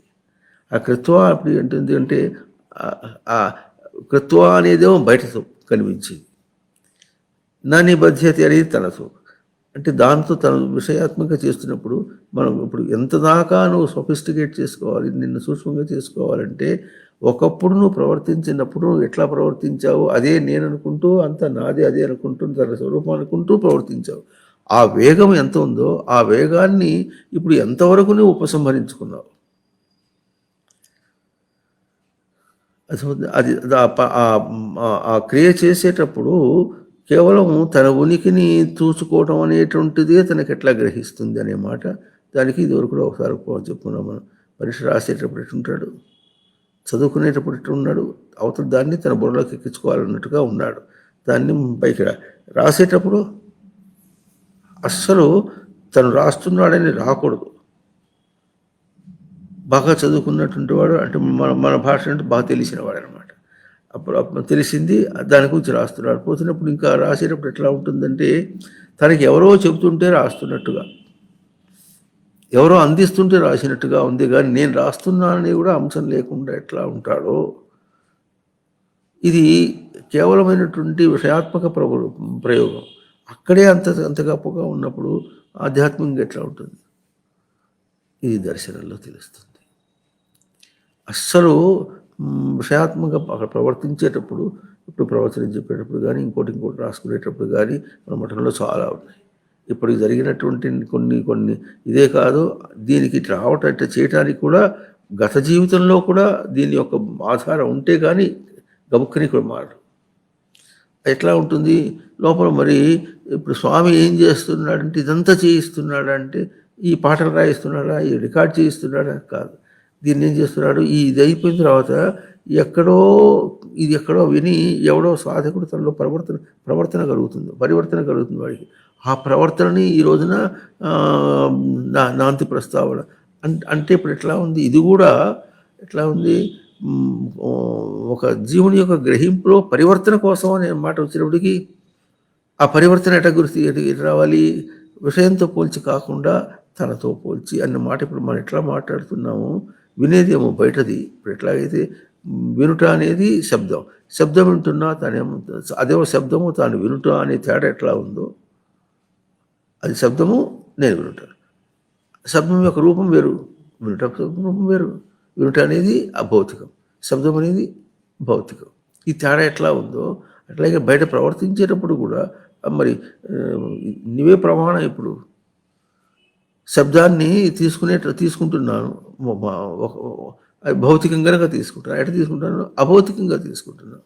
ఎట్లా తీసుకుంటున్నా? ఇప్పుడు నేను తీసుకునే రూపంలో శబ్దం లేదు, వినుటలో శబ్దం లేదు. ఎట్లా లేదు? వినుట అనే మాట ఎట్లా వచ్చింది?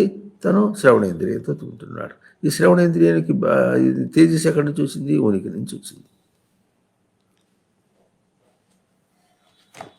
శ్రవణేంద్రియానికి ఇక్కడి నుంచి ఉనికి నుంచి ఇట్లా మనస్సు, మెదడు, ఇంద్రియం. అర్థమైంది? అంటే ఇప్పుడు ఒకవేళ శబ్దం బయట నుంచి వచ్చింది అనుకోండి, ఎక్కడి నుంచి వింటున్నాడు? ఇక్కడి నుంచి వాడు వింటున్నాడు. ఈ తేజస్సునందు ఉన్నవాడు వింటున్నాడు. వింటున్నారా? మనం చెట్టు ఉందనుకోండి, చెట్టు మంచి బాగా పూత పోస్తుంది, పూలు బాగా వస్తున్నాయి అనుకుందాం అనుకోండి. బట్టి గాలి దుమారం వచ్చేసింది, దుమారం దాని పడింది. దుమారం దాని పడేటప్పటికి ఎట్లా ఉంది? కడిగితే పోయింది. ఎందుకో తన స్వరూపం కాదు. అట్లాగే మనది కూడా కడిగితే పోతుంది, తన స్వరూపం కాదు కనుక.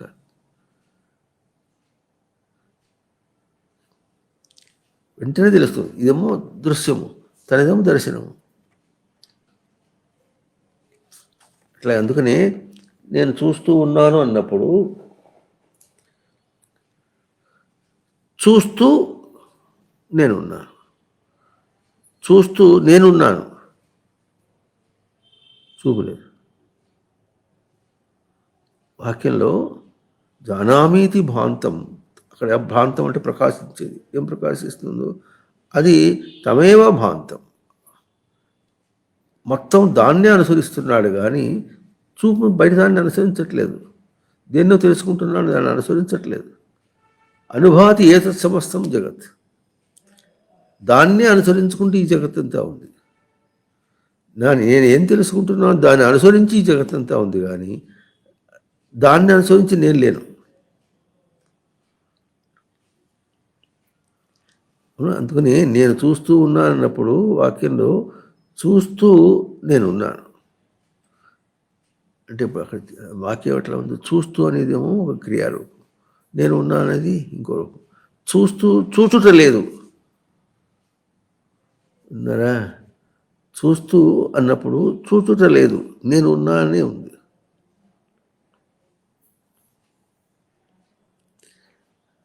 గట్టి అన్నప్పుడు గట్టి లేదు, నేనున్నా. ఇప్పుడు గుర్తించవలసిన ఒక గొప్ప రహస్యం ఏమిటంటే, ఓ గట్టి అనేవి ఇంకోటి ఏదో భౌతిక పదార్థం నుండి ఒక గుణాన్ని తీసుకొని మనం ఎంత దూరం వెళ్ళి ఎంత మాటలు మాట్లాడినప్పటికీ కూడా అన్ని మాటల్లో అన్ని గట్టిని చెప్పినట్టావో దాని గురించి ఎన్నో మాటలు చెప్పేది దాన్ని నీకంటే దూరం చేసుకున్నావు.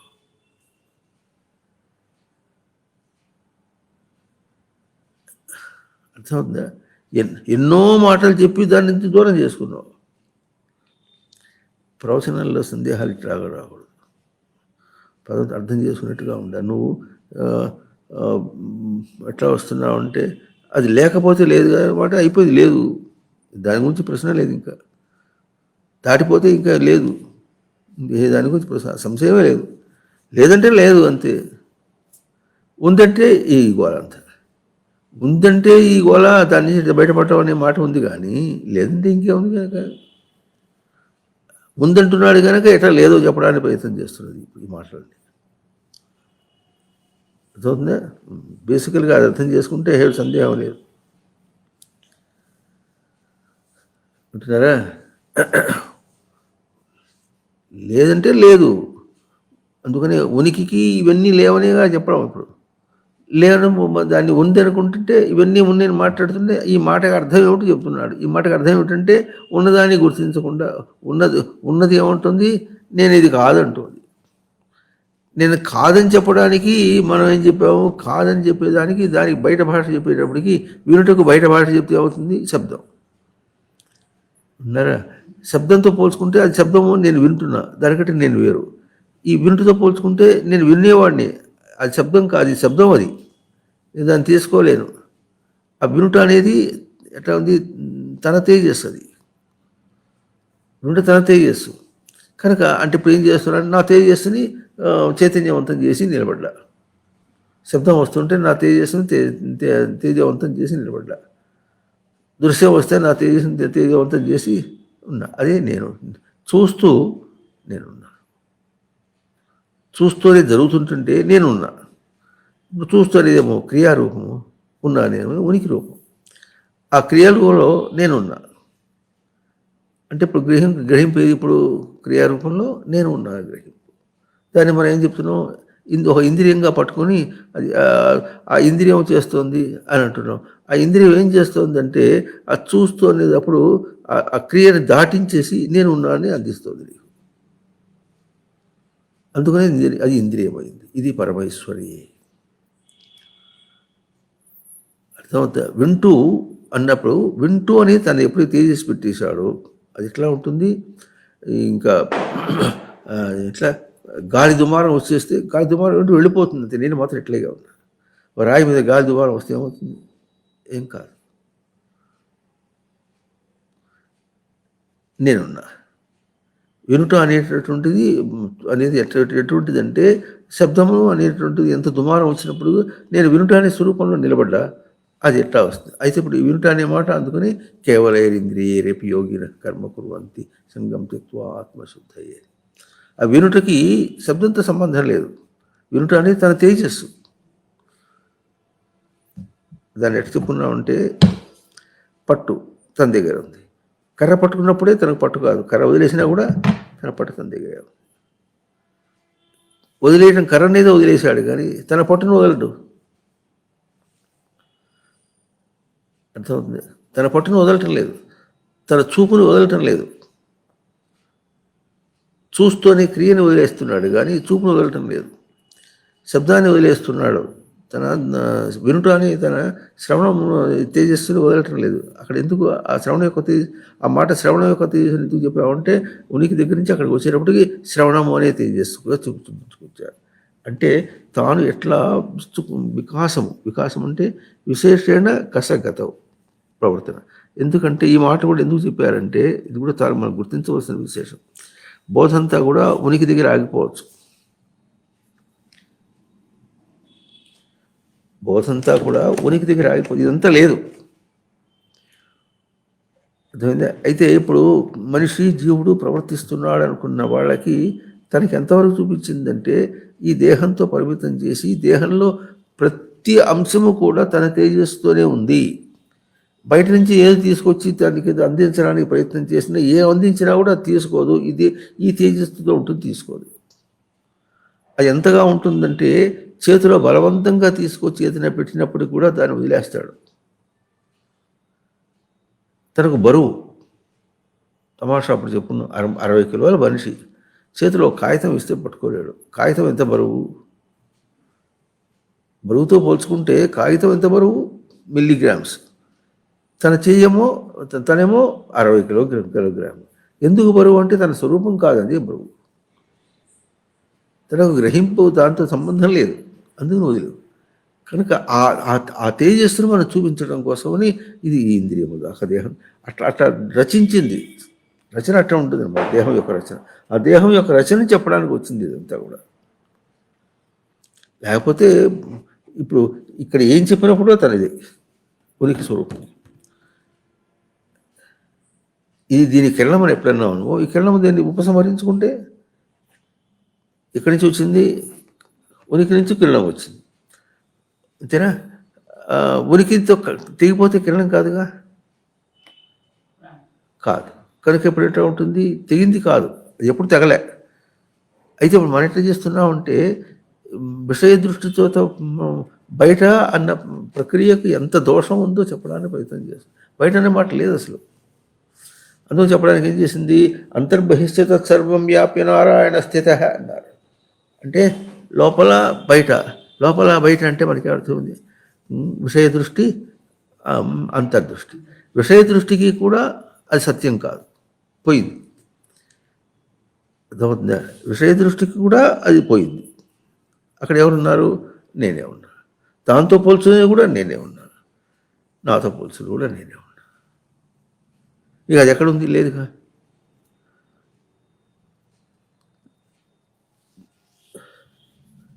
వింటున్నారా లేదా? ఇక సందేహమే లేదు.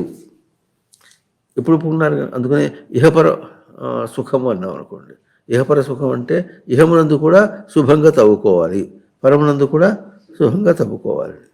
దాన్ని మరి ఎట్లా అర్థం చేయం? ఇహపర సుఖములు అంటే ఈ ఇహలోకంలో భౌతికంగా విషయాత్మకంగా సుఖం అని, ఇదే సుఖం మళ్ళీ పరలోకంలో కూడా అని, దేవలోకం అని, ఇటువంటి మాటలన్నీ మనం కల్పించుకున్నాం. శాస్త్రం చెప్పిన వాక్యాలు ఇవి కానే కావు. శాస్త్రం చెప్పిన వాక్యాలు కానీ పదములుగా, ఆ పదముల్లో కూడా ఈ అర్థం లేదు. లేదంటే లేదనే మాట్లాడుతుంది. మనం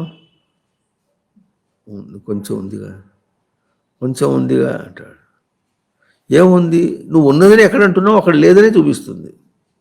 గట్టి అని ఎక్కడన్నావో ఆ గట్టి అనేటటువంటిది తనకు బయటతో పోల్చుకొని అంటే అక్కడ ఇంకో విశేషం ఎట్లా ఉంటుందంటే, ఈ ముక్తి అనే విషయంలో తాను గ్రహించడానికి ఇది ఒకటేమో గట్టి అనే పదార్థం, ఇది తన స్వరూపం కాదు.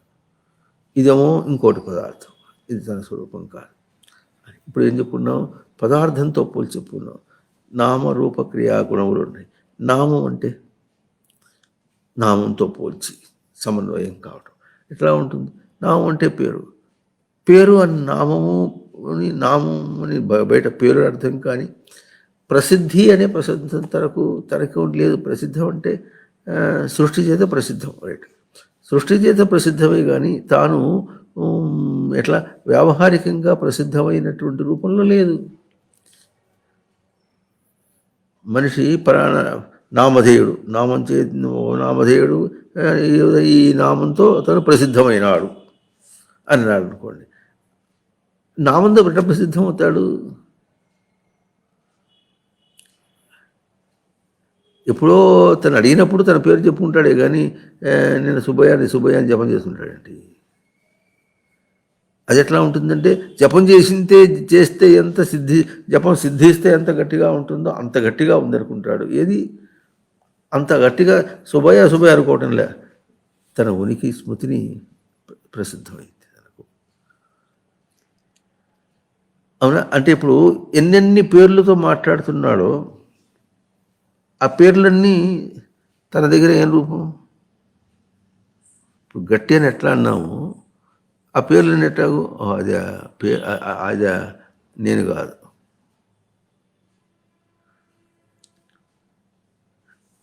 ఉంటున్నారా లేదా? పుల్లయ్య నేను కాదు. వ్యవహారంలో ఎట్లా ఉంటుంది? పుల్లయ్య నేను కాదు, నేను సుబ్బయ్యని, వాడు పుల్లయ్య అని తనకంటే వేరుగా ఒక రూపంతోనే వేరు చేసుకున్నట్టుగా ఎట్లా ఉంటుందో అక్కడ ఈ పేరుతోనే వేరు చేసుకున్నట్టుగా ఎట్లా ఉంటుంది అనుకుంటున్నాము.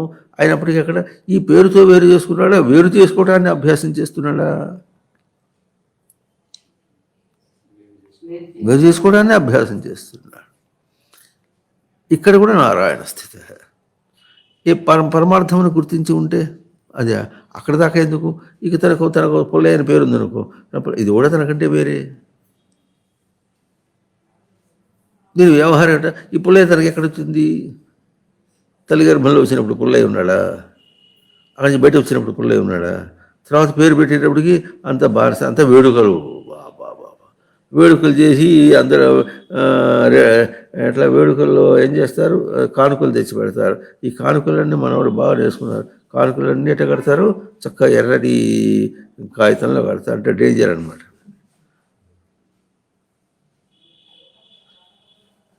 ఎక్కడ ప్రసిద్ధమైంది అసలు? ఈ ప్రసిద్ధం అనే పదం ఎట్లా వచ్చింది అసలు? ప్రసిద్ధం అంటే ప్రతితేన సిద్ధ. నువ్వు ఏం మాట్లాడినా రచింపబడినదిగా సిద్ధించి తన దగ్గర ఉంది. దానికి ఈ ప్రసిద్ధం అనే పదం కాదు. ఇప్పుడు మనం ఏమంటున్నాం? ఈ నామం చేత ప్రసిద్ధం ఉంటాడు, నామరహితంగా ప్రసిద్ధం.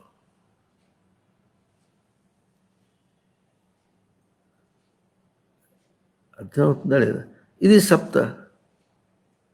ఇప్పుడు మాటి చేసినప్పుడు మనం ఏం మాట్లాడుతున్నాం? ఇంత చెప్పినట్టు గట్టి ఎట్లా చెప్పాము? పుల్లయ్య నేను కాదు, నేను కాని రూపంగా వాడిని పుల్లయ్య అన్నా. అందుకని ఏం చెప్పాను? నీవు అన్నప్పుడు నీవు ఎక్కడుంది? అక్కడ లేదు. నేను గుర్తించింది. నేను ఎట్లా గుర్తించాను? నీవు ఎట్లా గుర్తించానంటే నేను కంటే వేరేదిగా గుర్తించాను. ఇప్పుడు శాస్త్రం ఉంటుంది, నేను కంటే వేరేదిగా గుర్తించడం అనేటటువంటిది వ్యవహారికం. అప్పుడు వ్యవహారం ఏం చేస్తున్నావు, నేను కంటే వేరుగా గుర్తించేసావని అర్థం వచ్చింది. అది పరమార్థంగా గుర్తించాలంటే ఎట్లా ఉంది, నన్ను నేను గుర్తించడం అనేటటువంటిది ఇక్కడ ఆరోపణ చేయబడినటువంటి దేశకాలం ఎంత ఎంత విషయాత్మకం ఉందో, దీనికంటే వేరుగా తను గుర్తించడం అనేటటువంటి తన దగ్గర ఎట్లా ఉందో అక్కడ కూడా అట్లాగే ఉంది. కనుక అక్కడ ఎట్లా ఉంటుంది, అదో సామెత ఉంటుంది, తనకు తన వాళ్ళు లేరు, వాడికి వాడవాళ్ళు లేరు, కనుక నేను అది ఒకటి. తనకు విషయాత్మకం లేదు ఎట్లాగో అక్కడ విషయాత్మకం లేదు అని గుర్తించినప్పుడు అక్కడ ఏం పలుకుతుందో అది, అక్కడ ఏం పలుకుతుందో తనకు అదే పలుకుతుంది. ఆ పలకటం ఎట్లా ఉంటుంది, ఇప్పుడు మన లోకంలో ఎట్లా ఉంది, ఇద్దరు మనసులు కలిసినాయి అంటారు. మనసు అంటే అర్థం కాదు, ఇద్దరు మనసులు కలిసినాయి అంటారు. ఆ మనసు ఏం కలిసింది, ఏ ఉనికితో గుర్తించారు వాళ్ళు. మనస్సుకి ఉనికి ఆధారం, మనస్సు అంటేనే ఉనికిని అర్థమే, ఇంకా వేరే అర్థం కాదు. ఉనికిని ఎరుకలో పెట్టుకున్నది అర్థం. అది తెలియకుండా మనసు అంటే మళ్ళీ విషయాత్మకంగా అక్కడ వాడి ఏం ప్రయత్నం చేస్తున్నారు, మనస్సు అనే పదానికి వేరే ఏమి లేకుండా నేను ఎట్లా గ్రహిస్తున్నాను, వేరే ఏమి లేకుండా నువ్వు ఎట్లా గ్రహిస్తున్నావు, వేరే ఏం లేకుండా ఏం గ్రహిస్తున్నాను, నేను నన్ను గ్రహిస్తున్నాను, నువ్వు తను గ్రహిస్తున్నాడు. మనం అనుకుంటున్నాం వేరే ఏం లేకుండా నేను నిన్ను గ్రహిస్తున్నావు, నువ్వు నన్ను గ్రహిస్తున్నావు అంట.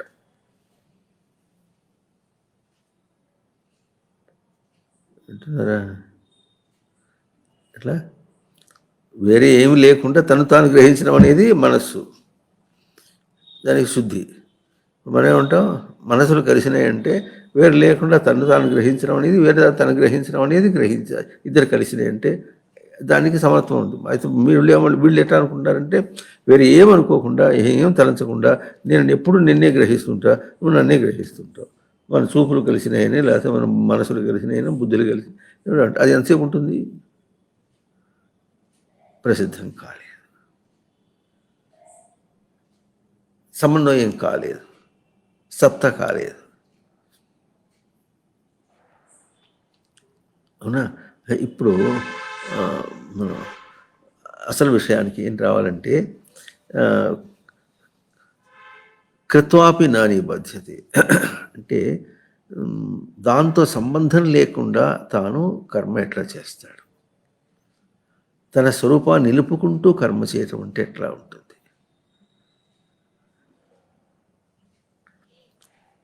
అర్థమవుతుందా? ఇది మనకు చాలా కావాల్సినటువంటి విషయం. మరి అక్కడ పనిచేస్తున్నట్టుగానే ఉంటాడు కదా, బయట పనిచేస్తున్నట్టుగానే ఉంటాడు. దీని దేహం అందరు అటు చేస్తుంటారు, వీడు అటు చేస్తుంటాడు. కానీ అంత చేస్తున్నప్పటికీ కూడా దాంతో సంబంధం లేకుండా పనిచేయటం అంటే ఎట్లా ఉంటుంది అనే దానికి ఇందా చెప్పినట్టుగా అందరూ కూర్చొని, విద్యార్థులు అందరూ కూర్చొని పరీక్ష రాస్తున్నారు. వాడు కంగారు పడిపోతున్నాడు, వాడు ఏం రాయట్లేదు, చదువుకుని ఏం అర్థం కావటం లేదు.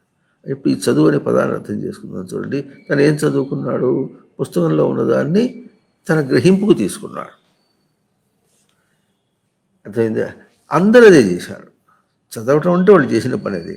కానీ ఆ చదవటాన్ని తన గ్రహింపు తీసుకోవటం అంటే తాను ఏం చేశాడు, అవతల దాన్ని తన గ్రహింపుగా తీసుకున్నాడు, మళ్ళీ దాన్ని చెప్పగలుగుతున్నాడు అని అంటున్నాడు. కానీ అక్కడ నిజంగా జరిగింది ఏమిటంటే, దాన్ని మనం ఇంకో భాషగా మాట్లాడితే ఏమంటాడు, వాడేమో నిలకడగా చదివాడు, వీడు నిలకడ లేకుండా చదివాడంట. మనం ఇప్పుడు చదవడానికి నిలకడ ఇంకోటి ఎందుకు,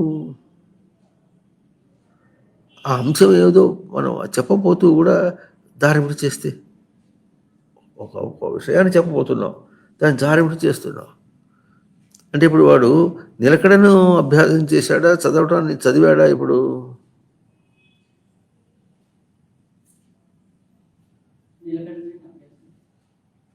నిలకడను అభ్యాసం చేస్తే ఆ పాఠం వచ్చేసింది, వీడికి వచ్చేసిందా? మళ్ళీ చెప్పగలిగాడు. ఎట్లా చెప్పగలిగాడు? నిలకడగా తీసుకున్నాడు కనుక నిలకడగా ఉంటే మళ్ళీ చెప్పగలుగుతాడు.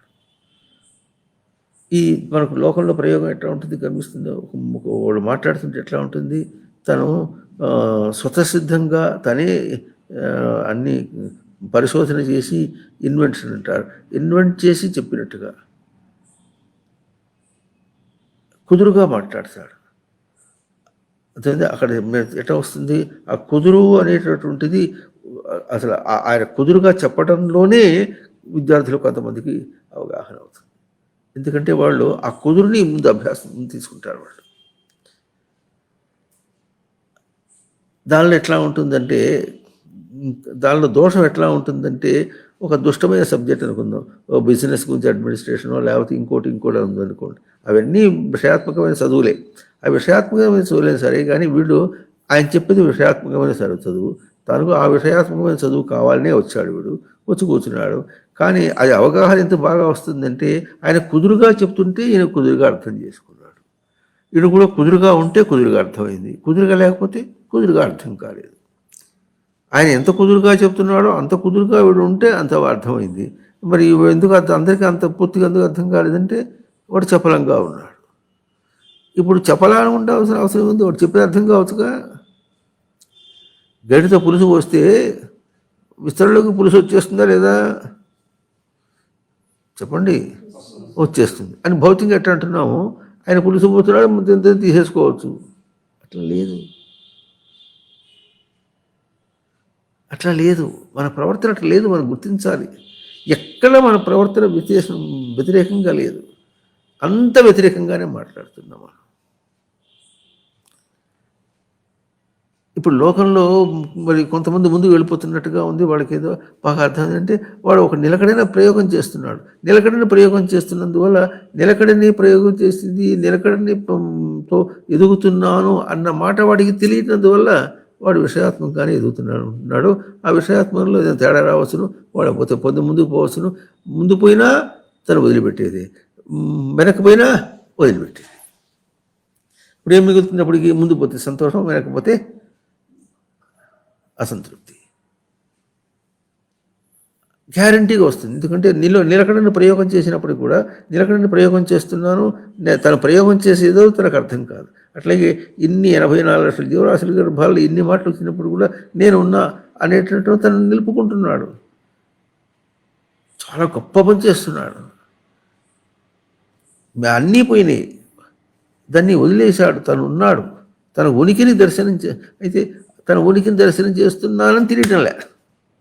అవి ఎందుకు పోయినాయో, తాను ఎందుకు పోయినాడు, దాని గురించి పాకలాడుకుంటున్నాడు. అవి పోయినాయి అనే మాట కూడా ఇన్నిసార్లు జరిగినప్పుడు కూడా అన్నీ పోతున్నాయి, నేను ఉంటున్నాను. ఆ ఉండటం అనే విషయంలో అసలు అవి పోతున్నాయని కానీ నేను ఉంటున్నానని కానీ, ఈ రెండు వాక్యాలు తనకు అర్థం కావట్లేదు.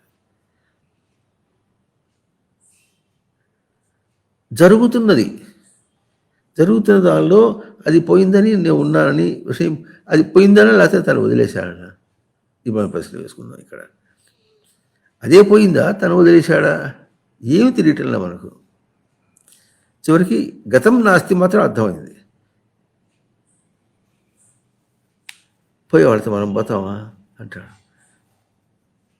ఇంత జరిగినప్పుడు కూడా నేను ఇంత పని చేశా అని చెప్పుకోవాలనుకుంటాడు. ఏం చేశావు, ఏం చేయలే. ఆ పని చెప్పుకుని అంత పని చేశా, నీ గొప్పతనం చెప్పుకోవాలంటే ఎట్లా ఉంటుంది? అక్కడ మోసపోతావు. అక్కడ ఏం గొప్పతనం ఉంది మోసపోవటానికి? అర్థం చేసుకోండి, అక్కడ ఏం గొప్పతనం ఉంది మోసపోవటానికి? 70 సంవత్సరాలు బతికాడు, ఏం మోసం ఉంది? 70 సంవత్సరాల్లో నువ్వు చేసిన పనిలో ఉన్న గొప్పతనాన్ని ఏమైనా మోసపోతున్నావా? లేదు. అప్పుడు ఏం మోసపోతున్నాడు? ఆ పనిలో చేసేటప్పుడు తను తాను నిలుపుకున్నాడు, అది మోసపోతున్నాడు. జరుగుతున్న విషయం ఇది, దీని మీద డిబేట్ లేదు. ఇది అవునంటానికి కాదంటానికి కానీ ఒక ప్రమాణం కూడా అక్కర్లేదు. మాటకి చెప్పుకుంటున్నాం. ఇది చెప్పుకోవడానికి భగవద్గీత ప్రమాణం అక్కర్లేదు, వేదం ప్రమాణం అక్కర్లేదు, ఖురాన్ అక్కర్లేదు, బైబిల్ అక్కర్లేదు, ఏమక్కర్లేదు. మతం కాదు, శ్రవణం అక్కర్లేదు, ఏమక్కర్లేదు. శ్రవణం అక్కర్లేదు, మరణం అక్కర్లేదు, నిధిశాసన అక్కర్లేదు, ఏమక్కర్లేదు. ప్రమాణం వెళ్ళిపోయింది. లేదు, ఎవరున్నారు? నేనున్నా. తను ఉన్నారు, ప్రత్యక్ష ప్రమాణం. కానీ ఆ ఉండటం అంటే ఏమిటో తెలియలే, అది పోవటం అంటే ఏమిటో తెలియలే. అందువల్ల సమన్వయం కాలేదు. కనుక ఇప్పుడు ఏం చేయాలి, ఎట్లా చేస్తే మనం కుదురుగా ఉండగలుగుతామంటే, తను ఉండటం అంటే ఏమిటో తెలిస్తే అక్కడ ఏం ప్రవర్తించాడో తెలుస్తుంది. ఏం ప్రవర్తించాడు, ఏది ఉంటేగా. తను ప్రవర్తించినది విషయం ఏది లేదుగా. అర్థమవుతుందా లేదా? ఎవరిని అడగక్కర్లేదు దీని మీద, అన్నీ వెళ్ళిపోయినాయి కదా. అక్కడ ఏం చేసావు? నేను ప్రవర్తించాను కనుక నేనున్నా. ఉనికి నేనే, ప్రవర్తన తన స్వరూపమే, నేనున్నా. అక్కడ ఉనికి లేదు, ప్రవర్తన లేదు అంటే ఇప్పుడు ఏం జరిగారు? తన ఉనికిని తను చూసుకున్నాడు, తన ప్రవర్తనని తను చూసుకున్నాడు, తన ప్రవర్తనలో తన ఉనికిని తను చూసుకున్నాడు, అంతే. అది వెళ్ళిపోయింది. అది ఎందుకు వచ్చింది? అయితే అది వెళ్ళిపోయింది అన్నమాట. అది ఎక్కడి నుంచి వచ్చిందంటే తన ఉనికికి తాను కల్పించుకున్నటువంటి అవకాశం. కల్పించుకుని చూసుకున్నాడు, వదిలిపెట్టేశాడు. కల్పించుకుంటూ చూసుకుంటూ వెళ్ళిపోతున్నాడు. ఇప్పుడు ఏం కల్పించుకున్నాడు? మాది కూడా చెప్పుకుంది. ఏం కల్పించుకున్నాడు? మనం అనుకుంటాం విషయాన్ని కల్పించుకున్నాడు అంటాం. విషయాన్ని కల్పించుకోలే, తన ఉనికికి బయట ఒక రూపాన్ని ఇచ్చి, అంటే ఒక రిఫ్లెక్టింగ్ బాడీ అన్నాడు, బయటకు ఒక పరావర్తనం చేసి చూసుకున్నాడు. అంటే బయటది కూడా తన పరావర్తన రూపమే. ఇది తెలిస్తే సమన్వయం. అందువల్ల ఇది గ్రాహ్యం, గ్రహింపదగినది, గ్రహింపయోగ్యమైనది. గ్రహీతులు గ్రహణ గ్రాహ్యేషు తత్సతజ్ఞత, గ్రహింపయోగ్యమైనటువంటిది. ఇప్పుడు మనం గ్రహింపయోగ్యంగా, యోగ్యం అంటే అర్థం ఉందా? గ్రహించడానికి తగినది అన్నమాట. తగినది, ఆ తగినదిగా ఉన్నది. తగినదిగా ఉన్నదాన్ని తగినదిగా తను గ్రహించట్లేదు. విశేషించి మనం ఇక్కడ మఠంలో ఏం చెప్పుకుంటామంటే కార్యరూపంలో జరిగింది, గ్రహింపు రూపంలో జరగలే. కార్యరూపంలో ఏమీ తేడా లేకుండా జరిగింది. అర్థమైంది? ఇప్పుడు మనం నిలకడగానే మనిషి ప్రవర్తించాడు అనుకోండి, ఒక పని చేస్తున్నాడు. ఈ పని చేసేటప్పుడు దాన్ని చూసుకుంటూ సరిగ్గా ఉందని చెప్తాడా, లేకపోతే తన్ను చూసుకుంటూ చెప్తాడా అని మనం ప్రశ్న వేసుకుంటూ ఉంటాం. ఇప్పుడు ఉభయపక్షం మాట్లాడాలి. సాధకుడైనటువంటి వాడు ఎట్లుండాలంటే దానిలో తాను తన అపరాప్రకృతికి పరాప్రకృతికి, సప్తమాధ్యాయంలో మంచి శ్లోకం, ఏతద్యోనీని భూతాన్ని సర్వాణి ఇది ఉపధారే. అపరాప్రకృతి పరాప్రకృతి యోని నుంచి అంటే చేరుట ఎందు ఎట్లా ఉండాలంటే, తన పరాప్రకృతి ఎట్లా ఉండాలంటే తను మోసగించేదిగా కాకూడదు. పరాప్రకృతి అంటే పాలన పూర్ణ, అదేమో పాలన పూర్ణ అక్కర్లేదు. అది అక్కర్లేదు కనుక నీ పాలన పూర్ణతోనే నీవే దాన్ని కల్పించావు, ఒక పదార్థాన్ని కల్పించుకున్నావు. మనం చేస్తున్నారు అర్థం చేసుకుని దానికి ఒక సంఘటన, ఒక విషయాన్ని కల్పించుకున్నాం. ఆ విషయంలో ఇప్పుడు కల్పించుకుని తానేగా, అనవసరంగా వాళ్ళు ఏదో వాళ్ళు వార్తపడుతుంటే తను పోయినాడంటే తను కల్పించుకున్నట్టుగా. ఇప్పుడు కల్పించుకున్నవాడు తను కల్పించుకున్న స్వరూపాన్ని తన దగ్గర నిలుపుకొని అక్కడ వెళ్ళాడా, ఆ విషయంతో సంబంధం వెళ్ళాడా? విషయంతో సంబంధం వెళుతున్నాడు వీడు. అవును, అట్లా కాకుండా ఇప్పుడు తాను అటు వెళ్ళినప్పుడు కూడా ఎట్లా మాట్లాడతాడు? తనకెంత తెలుసో అంత మాట్లాడతాడా? తనకు తెలియని దాని గురించి మాట్లాడతాడా? తను తెలియని దాని గురించి మాట్లాడినప్పుడు కూడా తెలియని దాని గురించి మాట్లాడేటువంటి ప్రవృత్తితో మాట్లాడతాడు. ఏమైనా తనదే, అదేనా తనదే అంటే తనదిగా ప్రవర్తిస్తున్నాడు కదా, దానిగా ప్రవర్తించడం లేదు. అర్థమైందా? తెలియకుండా మాట్లాడేటటువంటి తప్పే, కానీ తను తెలియకున్నప్పుడు కూడా మాట్లాడటం అనేది ఆ అప్రవృత్తి తనదేగా. మళ్ళీ దాంతో మాట్లాడుతున్నాడు, దానిలో ఇన్వాల్వ్ అయినాడు అంటాడు, దానిలో ఇరుక్కున్నాడు. ఇదంతా తను కల్పించుకున్నది కనుక ఇప్పుడు ఏమంటున్నారు? బయట దాన్ని చూసి తన గొప్పతనం చెప్పుకోవాలన్నా, లేకపోతే తన గొప్పతనం చూసి బయట చెప్పుకోవాలన్నా, దానిలో సృష్టిలో ఒక రహస్యం ఏమిటంటే,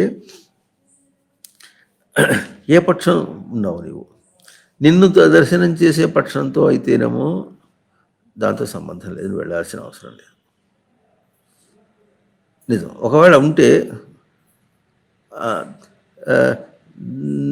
తనను అక్కడ దర్శనం చేయాలంటే, తనను అక్కడ దర్శనం చేయడం కోసం పోతున్నానని ఎరుకతో పో.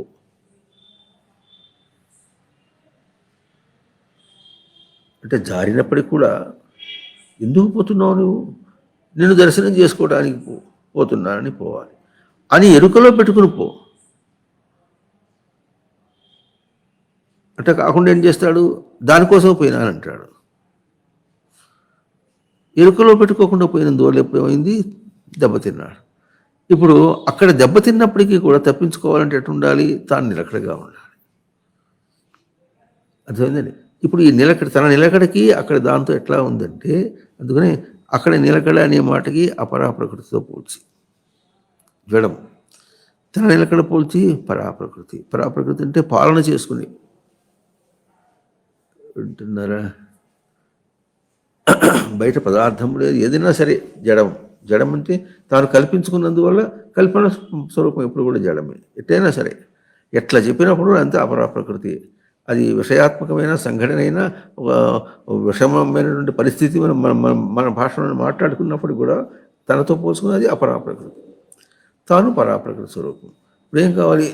తన పాలన ఎట్లా ఉండాలంటే అపరాన్ని అందుకోవాలి. అంటే ఇంకా తనకు పాలన అక్కర్లేదు, పాలన పూర్ణమైంది అన్న నిలకడతో వెళిచినప్పుడు అది సరిగ్గా జరుగుతుంది. అంటే అక్కడ సరిగ్గా జరగటం అనే మన విషయంతో మళ్ళీ సరిగ్గా జరిగిందంటాం. అక్కడ ఏం జరుగుతుందంటే అపరాప్రకృతికి పరాప్రకృతికి మధ్య భిన్నత్వం లేకుండా గ్రహింపు వస్తుంది.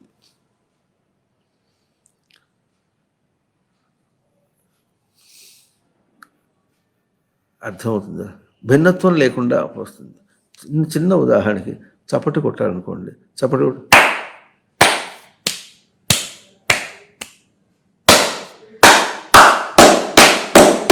ఇది సరి అయినటువంటి చప్పుడు సరిగ్గా రావాలంటే ఇట్లా భిన్నత్వం వస్తే తేడా వస్తుంది. ఇది తేడా ఎవరిది? ఇప్పుడు దీన్ని ఈ చప్పట్లు కొట్టడం అనేది అభ్యాసం చేస్తున్నాడా, తను రెండు చేతుల్ని సరిగ్గా సవరణ చేయడంలో అభ్యాసం చేస్తున్నాడా? అంటే ప్రయోగం ఎట్లా ఉంది? ఈ రెండు చేతులను ఎందుకు ప్రయోగం చేయాలి? దాంతో ఏం సంబంధం కాదు. తను ఏం ప్రయోగం చేస్తున్నాడు? రెండు మాటలు ముందు శబ్దం చేయడానికి ప్రయత్నం చేస్తున్నాడా అనేది, లేదా రెండు చేతుల్లో కలపడం చప్పట్లు కొట్టడానికి ప్రయత్నం చేస్తున్నాడా అనేది మొదటి ప్రశ్న. అది కాదు రెండు చేతులను చప్పట్లు చేయడానికి. అయితే దీనికి అవసరం ఎప్పుడు వచ్చిందంటే రెండు చేతుల్ని చప్పట్లు చేయడానికి ప్రయత్నం చేస్తున్నాడా? తన ప్రయోగం ఏమి?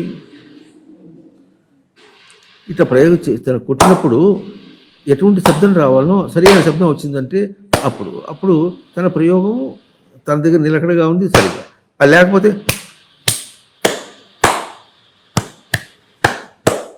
ఇవన్నీ తన ప్రయోగాలు కావు. నేను అట్లా తేడా చూసుకోవడానికి ప్రయత్నం చేస్తాను, రైట్, అది నీ ప్రయోగం. ఇది తేడా వస్తుంది తన ప్రయోగం. అంటే ఎక్కడ ప్రయోగం చేస్తున్నాడు? రెండు చేతుల మీద ప్రయోగం చేస్తున్నాడు అంటున్నారా? రెండు చేతుల మీద ప్రయోగం చేస్తున్నాడు. తేడా ఎట్లా వస్తుందో చూసుకోవడం ఒకటి. అందుకని కర్మణో హ్యపి బోద్ధవ్యం చ వికర్మణ. తేడా లేదు, సరిగా ఉంటే ఎట్లా వస్తుంది?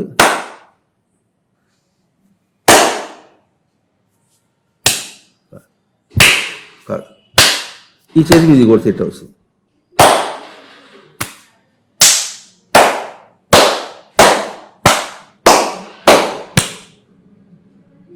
ఏం చేశాడు? ఈ శబ్దం రావటం అనేటటువంటి తేడా ఎప్పుడు లేకుండా ఉందో తన ప్రయోగంలో భేదం రాలేదన్నమాట. ఇప్పుడు శబ్దం తేడాతో పోల్చుకుంది అన్నాడా, తన ప్రయోగంలో తేడాను గుర్తించాడా? అంటే తనకి ఏమి కావాలి? తన క్రియకు ఆధారం ఏమి? మోటివేషన్ అంటారు. ఏ మోటివేషన్తో వెళ్ళావంటే తన ప్రయోగం మోటివేషన్. ఇప్పుడు ఇంకో ప్రశ్న వేస్తే ఆ ప్రయోగం ఎందుకు? ఇప్పుడు ఏం సాధించావు?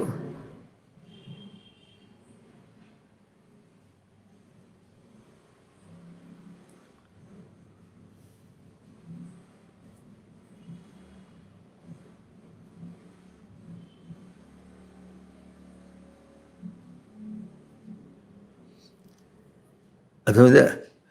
చప్పుడు సమానంగా వస్తాయి, ఎక్కడ కొట్టేసావు. ఇప్పుడు ఏం సాధించావు? చప్పుడు సాధించావా? కాదు. ప్రయోగం చేసి నేను నిలకడగానే ఈ ప్రయత్నం చేశాను. ఈ ఇంద్రియంతో ప్రవర్తించినప్పుడు ప్రవర్తించినప్పుడు కూడా నేను నిలకడను చూసుకున్నాను అంతే. అయితే దేని మీద చూసుకున్నాను? బయట ప్రయోగం దానికోసం చేశానని గుర్తించి చెయ్యి. లేకపోతే చూసావా, ఇది మ్యాజిక్లు చేస్తుంటారు సార్, మ్యాజిక్ రైట్, కర్ర తీసుకొని చూడ కింద పడిపోకుండా చేశా. కింద పడిపోకుండా కర్ర కింద పడిపోకుండా చేయటం అనేది దాని మీద ప్రయోగం చేసావా? లేకపోతే నీ ఇంద్రియంలో ప్రయోగం చేసేటప్పుడు భిన్నత్వం లేకుండా ఎట్లా అంటే అట్లా ఫ్లెక్సిబుల్, ఎటు ప్రవర్తించినప్పుడు కూడా నిలకడడం అనేటటువంటిది. ఈ నిలపడం అనేటటువంటిది చాలా గొప్ప విశేషం. అదే దర్శనం చేసుకుంటూ పనిచేసావా? లేకపోతే విషయాన్ని అంటే విషయమును సవరించి విషయమును సరిగ్గా చేసినందువల్ల నేను నిలకడగా అనుకున్నావా, లేక నిలకడని ప్రయోగం చేసినందువల్ల అది అవుతుందని దర్శనం చేశావా? రిజల్ట్ అంటారు.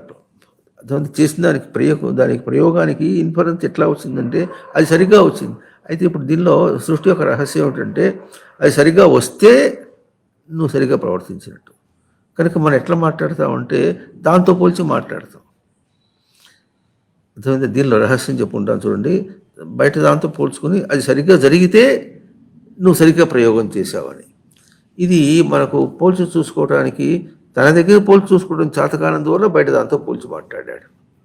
ఇప్పుడు మనం అయితే ఇప్పుడు ఏం చేసాం, ఇప్పుడు దీనికి అయితే బయట పని సరిగ్గా జరిగితే తను సరిగ్గా చేసినట్టు అనుకొని బయట పని సరిగ్గా జరగటం అంటే ఎట్లా అనుకున్నాము, మళ్ళీ బయట పారామీటర్స్ని కలుపుకొని బయట అంశాలని కలుపుకొని అది ఎట్లా ఉంది, బాగా ఉంది కనుక సరిగ్గా చేసాం కనుక, పప్పులో ఉప్పు సరిగ్గా వేసాం కనుక, పాకం సరిగ్గా వచ్చింది కనుక నేను సరిగ్గా చేసినట్టు కాదు. అట్లా మాట్లాడతాం మళ్ళీ మనం. అర్థమవుతుందా? మంచి ఉపమానం అసలు. పప్పులో ఉప్పు వేయాలన్నా దీనిలో ఉప్పు వేయాలంటే ఎట్లా ఉంటుంది, రుచి తన దగ్గర ఉంది, తన రుచితో పోల్చుకొని ఇంతండి వేసేస్తాడు, అయిపోయింది. ఉప్పు రుచి చూడటంలే, పప్పు రుచి చూడటంలే, తేడా ఉంటుంది. ఇప్పుడు పప్పులో ఎట్లా ఉండాలో, మరి తీపి కూర అయితే ఎంత వేయాలనో ఇంకోటి ఎట్లా అనుకున్నాడు, అయిపోయింది. అది తన అవగాహన తీసుకుని దానిలో ఎట్లా వేస్తున్నాడు. ఇప్పుడు తన అవగాహనని అక్కడ ప్రవర్తింపజేస్తున్నాడా లేకపోతే క్రియను చేస్తున్నాడా, అది మనకి ఎక్కడ తెలుస్తుందంటే యథాలాపంగా వేసినప్పుడు కూడా వాడు తప్పేయడు, ఉప్పు సరిగ్గా వేస్తాడు. అది దుడుకుగా ప్రవర్తించుకుంటూ చేస్తుంటారు క్యాటరర్స్, వాళ్ళు చేస్తున్నారు దుడుకుగా పనిచేసేస్తారు. కొంతమంది దుడుకుగా పనిచేసినప్పుడు కూడా తప్పు చేయరు వాళ్ళు.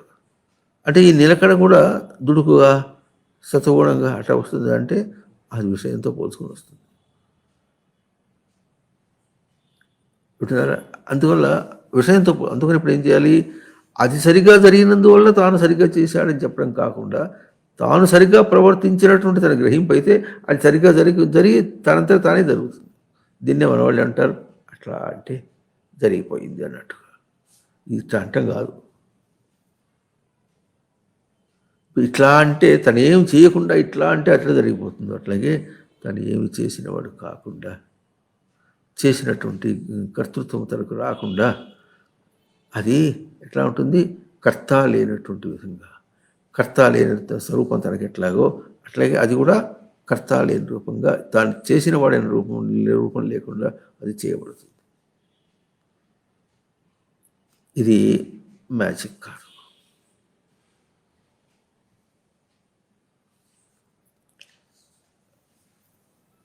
అర్థమైంది? ఇది మ్యాజిక్ కాదు. అభ్యాసంలో మనకు బాగా అర్థమవుతుంది. అందుకనే పోల్చుని చూసుకోవడానికి లోకంలో ఎట్లా మాట్లాడతాడు చూడు, అక్కడ సరిగ్గా జరగలేదంటే నువ్వు ప్రవృత్తితో చేసావు అని గబుక్కున చూపించడానికి అటువంటి కొలతతో మాట్లాడతారు. అర్థమవుతుందా? అయితే చెప్పినట్టుగా అక్కడ స్పష్టంగా చేసి కూడా తన నిలకడ నిలుపుకోలేనటువంటివి చాలా ఉంటాయి. లోకంలో మంచి మంచి పనివాళ్ళు ఉన్నారు, బాగా పనిచేస్తారు. వాళ్ళు పనిచేస్తే అసలు వేలెత్తి చూపించడానికి లేకుండా ఉంటుంది. కానీ వాళ్ళు ఆ నిలకడనే ప్రయోగం చేస్తారు. కానీ వాళ్ళు నిలకడ ప్రయోగం చేసామని వాళ్ళు తెలియదు. దానికి కావాల్సిన డబ్బులు లెక్కేసుకుంటారు, డబ్బు వ్యవహారం ఉండాలంటారు. ఆ డబ్బుతో తింటున్నాం ఇదే సత్యం, నా భార్య పిల్లలందరూ సత్యం అని ఇట్లాగే ఉంటుంది వాళ్ళ బుద్ధి, వాళ్ళ అవగాహన అట్లాగే ఉంటుంది. కానీ వాళ్ళు ప్రయోగం చేసిన మాత్రం స్పష్టంగా చేశాడు, అందరూ చేయలేరు. అట్లా మంచి పని వాళ్ళు ఉన్నారు, మేము చాలామంది చూసాం, ఎన్నో రంగాల్లో చూసాం. ఒక రంగం కాదు, చాలా రంగాల్లో. అంటే ఇది ఒక రహస్యం అయిపోయింది అన్నమాట. అంటే రహస్యం అని చెప్పుకోవచ్చామంటే కర్త తాను అది చేయబడింది అన్నట్టుగా అర్థం చేసుకుంటే, తాను కర్త ఎట్లాగూ కర్తృత్వ రహితమైనటువంటి కర్త తానైతే అది కూడా కర్తృత్వ రహితమైనటువంటి కర్తగా కార్యంగా ఉంటుంది. కర్తృత్వ రహితమైనటువంటి కార్యంగా ఉంటుంది. అక్కడ తనకు ఇద్దరికీ అభిమానం రాదు. దానికి ఎట్లాగా అభిమానం ఉండదు, అపరాపరికత అభిమానం లేదు, తనకు కర్త అభిమానం లేకుండా ఉంటుంది. కనుక ఇప్పుడు దాంతో పోల్చి మాట్లాడుకోవాలా, తనతో పోల్చి చేయబడిన దాంతో పోల్చి మాట్లాడుకోవాలన్నా, చేస్తున్నటువంటి కర్తాస్వరూపంతో మాట్లాడుకోవాలన్నా, మనకి ఈ భిన్నత్వం లేకుండా ఉండాలంటే ఏం చేయాలి అనే విషయానికి లోకంలో గబుక్కున ఏం ప్రయోగం చేస్తారంటే, చూడు అది చేసావు, వాడు వాడు వాడు బుద్ధి సరిగా లేదు, అది పని చెడగొట్టాడు, పని బాగా చేశాడు, పని చెడగొట్టాడు, పని బాగా చేశాడు అని పనితో పోల్చి మాట్లాడతారు. మాట్లాడి ఆయన వాడు మాట్లాడుతున్నప్పటికీ కూడా వాడి పని చెడగొట్టాడు కనుక వాడి బుద్ధి సరిగ్గా లేదు అనే మాట కూడా అంటున్నాం మనం. అంటున్నప్పటికీ కూడా ఆ బుద్ధి అంటే ఏమిటో, ఆ బుద్ధిని ఎట్లా అది ఆ బుద్ధికి ఎట్లా మాట్లాడుతున్నారు, ఆ పని చేయటంలో ఉన్న గొప్పతనంతో పోల్చి బుద్ధి గొప్ప మాట అంచనా వేస్తున్నారు. అంతేగాని బుద్ధిని సవరించుకుంటే మళ్ళీ చేస్తాడు, సరిగ్గా చేస్తాడు, అది కూడా మాట్లాడుతున్నాం. బుద్ధిని సవరించుకుంటేనే చేస్తాడంటున్నాం. ఈ బుద్ధిని ఎందుకు సవరించుకోవాలంటే దేంతో ఎట్లా సవరించుకోవాలి, ఆ పనిని సరిగ్గా చేసినట్టుగా బుద్ధిని సవరించుకోవాలంటాడు. బుద్ధిని సవరించుకొని ఆ పనిని సరిగ్గా చేయాలని పనితో పోల్చే మాట్లాడతాడు. బుద్ధి దాకా వచ్చి బుద్ధి యొక్క పరిణతి మాట్లాడినప్పుడు కూడా పనితో పోల్చి మాట్లాడుతున్నాడు. ఇక్కడ మనం దెబ్బతింటున్నాం. రహస్యం ఎట్లా ఉంటుందంటే, తాను అయితే మనిషిని మార్చడానికి మాత్రం ఇది ఉపాయం బాగుంది. సామాన్యుడికి ఇట్లా బాగుంది. నీ పని ఎట్లా అంటారు, జరిగిందేమో చూడు, నువ్వు సరిగ్గా తీసుకొస్తుంటే గ్లాస్ కింద పడుతుంది, సరిగ్గా పట్టుకుంటే ఎందుకు కింద పడుతుంది అంటే, నేను సరిగ్గానే పట్టుకున్నానమ్మా అంటాడు వాడు. నువ్వు సరిగ్గా పట్టుకుంటే కింద పడుతుంది ఆ మాట. వాడు ఏమంటాడు, వాడి ప్రవర్తన సరిగ్గా పట్టుకుంటా అంటాడు. ఏం మాట్లాడుతున్నావు నువ్వు, ఎవరు అర్థం ఉందా, పట్టుకుంటే కిందట పడుతుంది.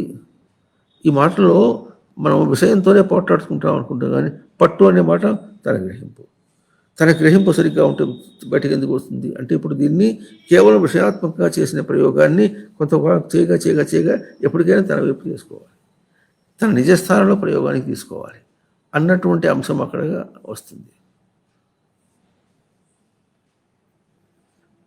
అంటారా, అర్థం లేదా?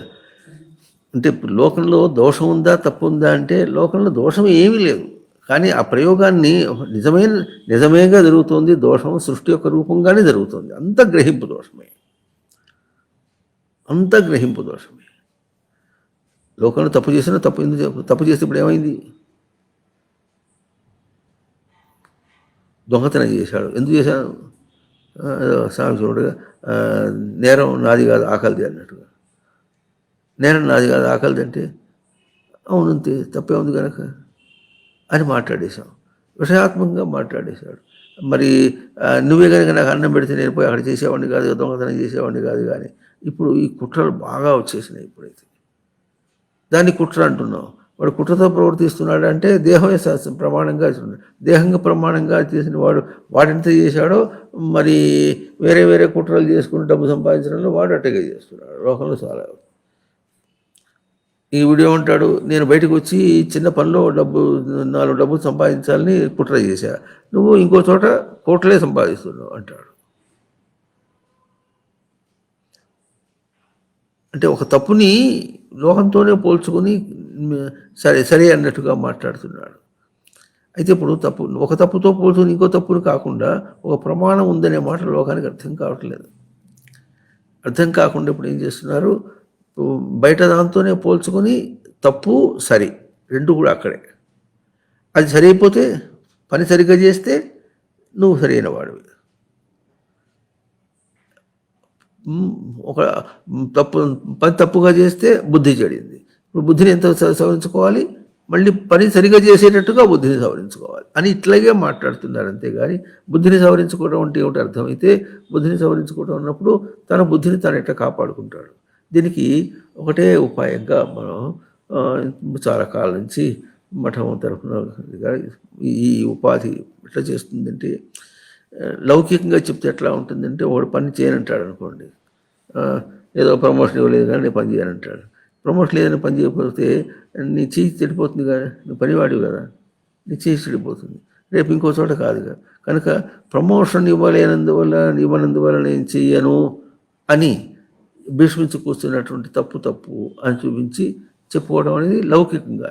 కనుక నిన్నే చెడగొట్టుకుంటావు నువ్వు. అని చెప్పడం అవుతుంది. అట్లా కాకుండా ఇంకా విశేషంగా ఎట్లా ఉంటుందంటే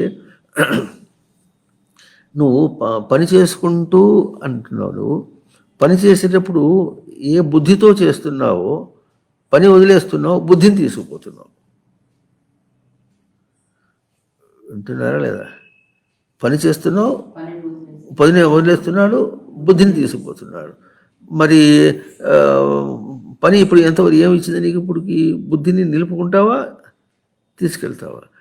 ఆ బుద్ధిని చెడగొట్టుకున్న బుద్ధిని తీసుకెళ్తావు, శుద్ధి చేసుకుంటే శుద్ధి చేసి తీసుకెళ్తావు. ఇప్పుడు ఇవన్నీ మాటలు ఎక్కడ నుంచి వచ్చినాయి? ఇదంతా సత్యం అనుకున్నాడు కనుక ఆ సత్యం అనుకున్న వాడిని ఇట్లా శుద్ధి చేయాలని మాటలు ఇవన్నీ. ఈ మాట మనం బాగా అర్థం చేసుకోవాలి. అభ్యాసము, సాధన ఇవన్నీ కూడా వాటి సత్యం ఒప్పుకుంటే సత్యం అయితే విషయాత్మక సత్యం కాదు, నువ్వు సాధన కోసం సత్యం. ఇప్పుడు పని ఎట్లా వచ్చింది? బుద్ధిని పాడు చేసుకోవడానికి పని కాదు, బుద్ధిని శుద్ధి చేసుకోవడానికి పని అని ఈ విధంగా మాటలు ఇవన్నీ కూడా సాధనతో చెప్పిన మాట. సాధన అనే మాట ఎప్పుడు వచ్చిందంటే కాళ్ళు కడుక్కుంటున్నావు అని అర్థం, బురద దోకి కాళ్ళు కడుక్కుంటున్నావు అని అర్థం. అదైనా సరిగ్గా తగలబట్టు. బురద తొక్కానని గుర్తించు, ఎట తొక్కానని గుర్తించు, దాన్ని కడుక్కుంటున్నానని గుర్తించు, కడుక్కోవాల్సిన అవసరం ఏమని గుర్తించు, ఇన్ని మాటలు వచ్చినాయి అన్నమాట. అది కూడా ఒప్పుకోకపోతే, అది కూడా గ్రహించిన వాడు ఏం చేయాలి? ఇప్పుడు వాడిని మనం ఏం చెప్పలేం. కనుక ఇప్పుడు కృత్వాపి నాని బధ్యతి అంటే చేస్తున్నప్పటికీ కూడా చేయని వాడు ఎట్లా అవుతాడంటే తను నిలకడగా ఉంటే, ఆ నిలకడగా దాన్ని పనిచేయటం అనేది జరుగుతుందా అంటే మరి ఆ వాక్యం శ్లోకం ఎట్లా ఉంది? కేవలేర్ ఇంద్రియరపి యోగిన కర్మ కుర్వంతి సంగం త్యక్త్వా ఆత్మశుద్ధి. ఇంకో ఎట్లా ఉంటుందంటే లోకంలో ఒక దాని గురించి చాలా పరిమితంగా ఆలోచన చేస్తారు. ఒక మంచి కార్యం గురించి అయినా సరే, చెడు కార్యం గురించి అయినా పరిమితంగా ఆలోచన చేస్తారు. అది చెడు అని నిర్వచనం చేయడానికి లౌకికంగా అన్ని ఉపాయాల్లోనూ కూడా రుజువు చేసి పారమార్థికంగా కూడా చెడు అని రుజువు చేస్తుంది వేదాంతం. అర్థం అంటే ఇప్పటికి లోకంలో చేసిన దానికంటే ఎక్కువ చేశారు. దాని గురించి ఆలోచన లోకంలో చేసిన దానికంటే ఎక్కువ చేశారు. అట్లాగే ఒక మంచి కార్యాన్ని చేస్తున్నప్పటికీ కూడా గుర్తించకపోవటాన్ని కూడా, కార్యరూపంలో బాగా చేస్తున్నాడు, గుర్తించకపోవటాన్ని గంటల సేపు మనం అసలు మారుగుడిలో పనిచేసేటప్పుడు కూడా గంటల సేపు పని వాళ్ళ దగ్గర నిలబడి నువ్వు చేస్తున్నటువంటి తేజస్సు వాడు చూపించడం అనమాట. లేకపోతే టర్న్ ఓవర్ అంటే రాదు. టర్న్ ఓవర్ అంటారు అంటే పని చేసినటువంటి పని కార్యరూపం స్పష్టంగా రాదు. అది నువ్వు ఏం చేస్తున్నావు నీకు తెలియాలి. కానీ వాళ్ళు ఎంత చెప్పినప్పుడు కూడా వాళ్ళు ఎట్టుంటారు, ఎంత చెప్పినంత సరే నా డబ్బు దగ్గర వచ్చేవాళ్ళు మనం పోట్లాడతారు, నా డబ్బు నాకు రావాలని. బయటికి పోతే ఏం చేస్తాం? ఏదైనా కొనేటప్పుడు బేరం ఆడి తీసుకోవాలి. ఏంది వాడు మన లోకంలో ఎట్లా ఉంటాడు? ఏం బేరం ఆడింది కనుక వాడు మా తింటానికి 10 రూపాయలు తింటాడు, పని చేస్తున్నాడు కనుక 10 రూపాయలు తింటాడు అనేది చాలా గొప్పగా అనుకుంటారు. కానీ ఈ బేరం ఆడటం ఎట్లా ఉంటుందంటే వాడి దగ్గర నుంచి డబ్బు పిక్కి తీసుకోవడం కోసం కాదు, వాడు ఆశ బుద్ధితో ఎంత ఉన్నాడో తప్పించడం కోసం. ఆశ బుద్ధి లేకుండా బేరం ఆడేటప్పటికీ తను సవరించుకొని ఇంతకు ఇస్తానంటే లేకపోతే ఇచ్చేసి,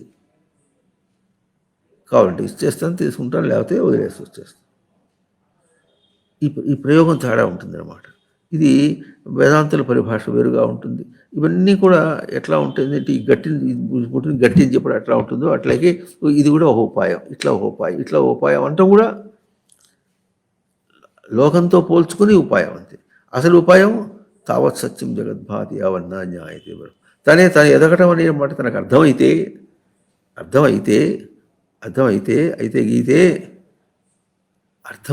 అందాక వచ్చేటప్పటికి ఇవన్నీ ఇంకా ఇన్ని మాటలు చెప్పాల్సిన అవసరం లేదు. అర్థమైందా? తాను ఎదగటం అనేటువంటి తనకు అర్థమైతే, ఎదగటం అంటే ఎట్లా ఉంటుందో అర్థమైతే, అవగాహన అయితే, అవగాహన అయితే ఇన్ని మాట చెప్పాల్సిన అవసరం. అందుకని వస్తుంది ఈ సప్తవాక్యం. ఈ సప్త అనే మాట ఎక్కడికెక్కడ మనకు వెళ్తే మనకు తెలుస్తుంది. ఆ వెళ్తే మనం తెలుస్తున్నప్పటికీ గుర్తించకుండా ప్రవర్తించడం అనేటటువంటిది కూడా లోకంలో ఉంటుంది. అయితే తాను గుర్తించకపోయినప్పటికీ తనని కెలకటం మాత్రం అది మానేది. అర్థమవుతుందా? మనం కూడా అట్లా వచ్చిన వాళ్ళని.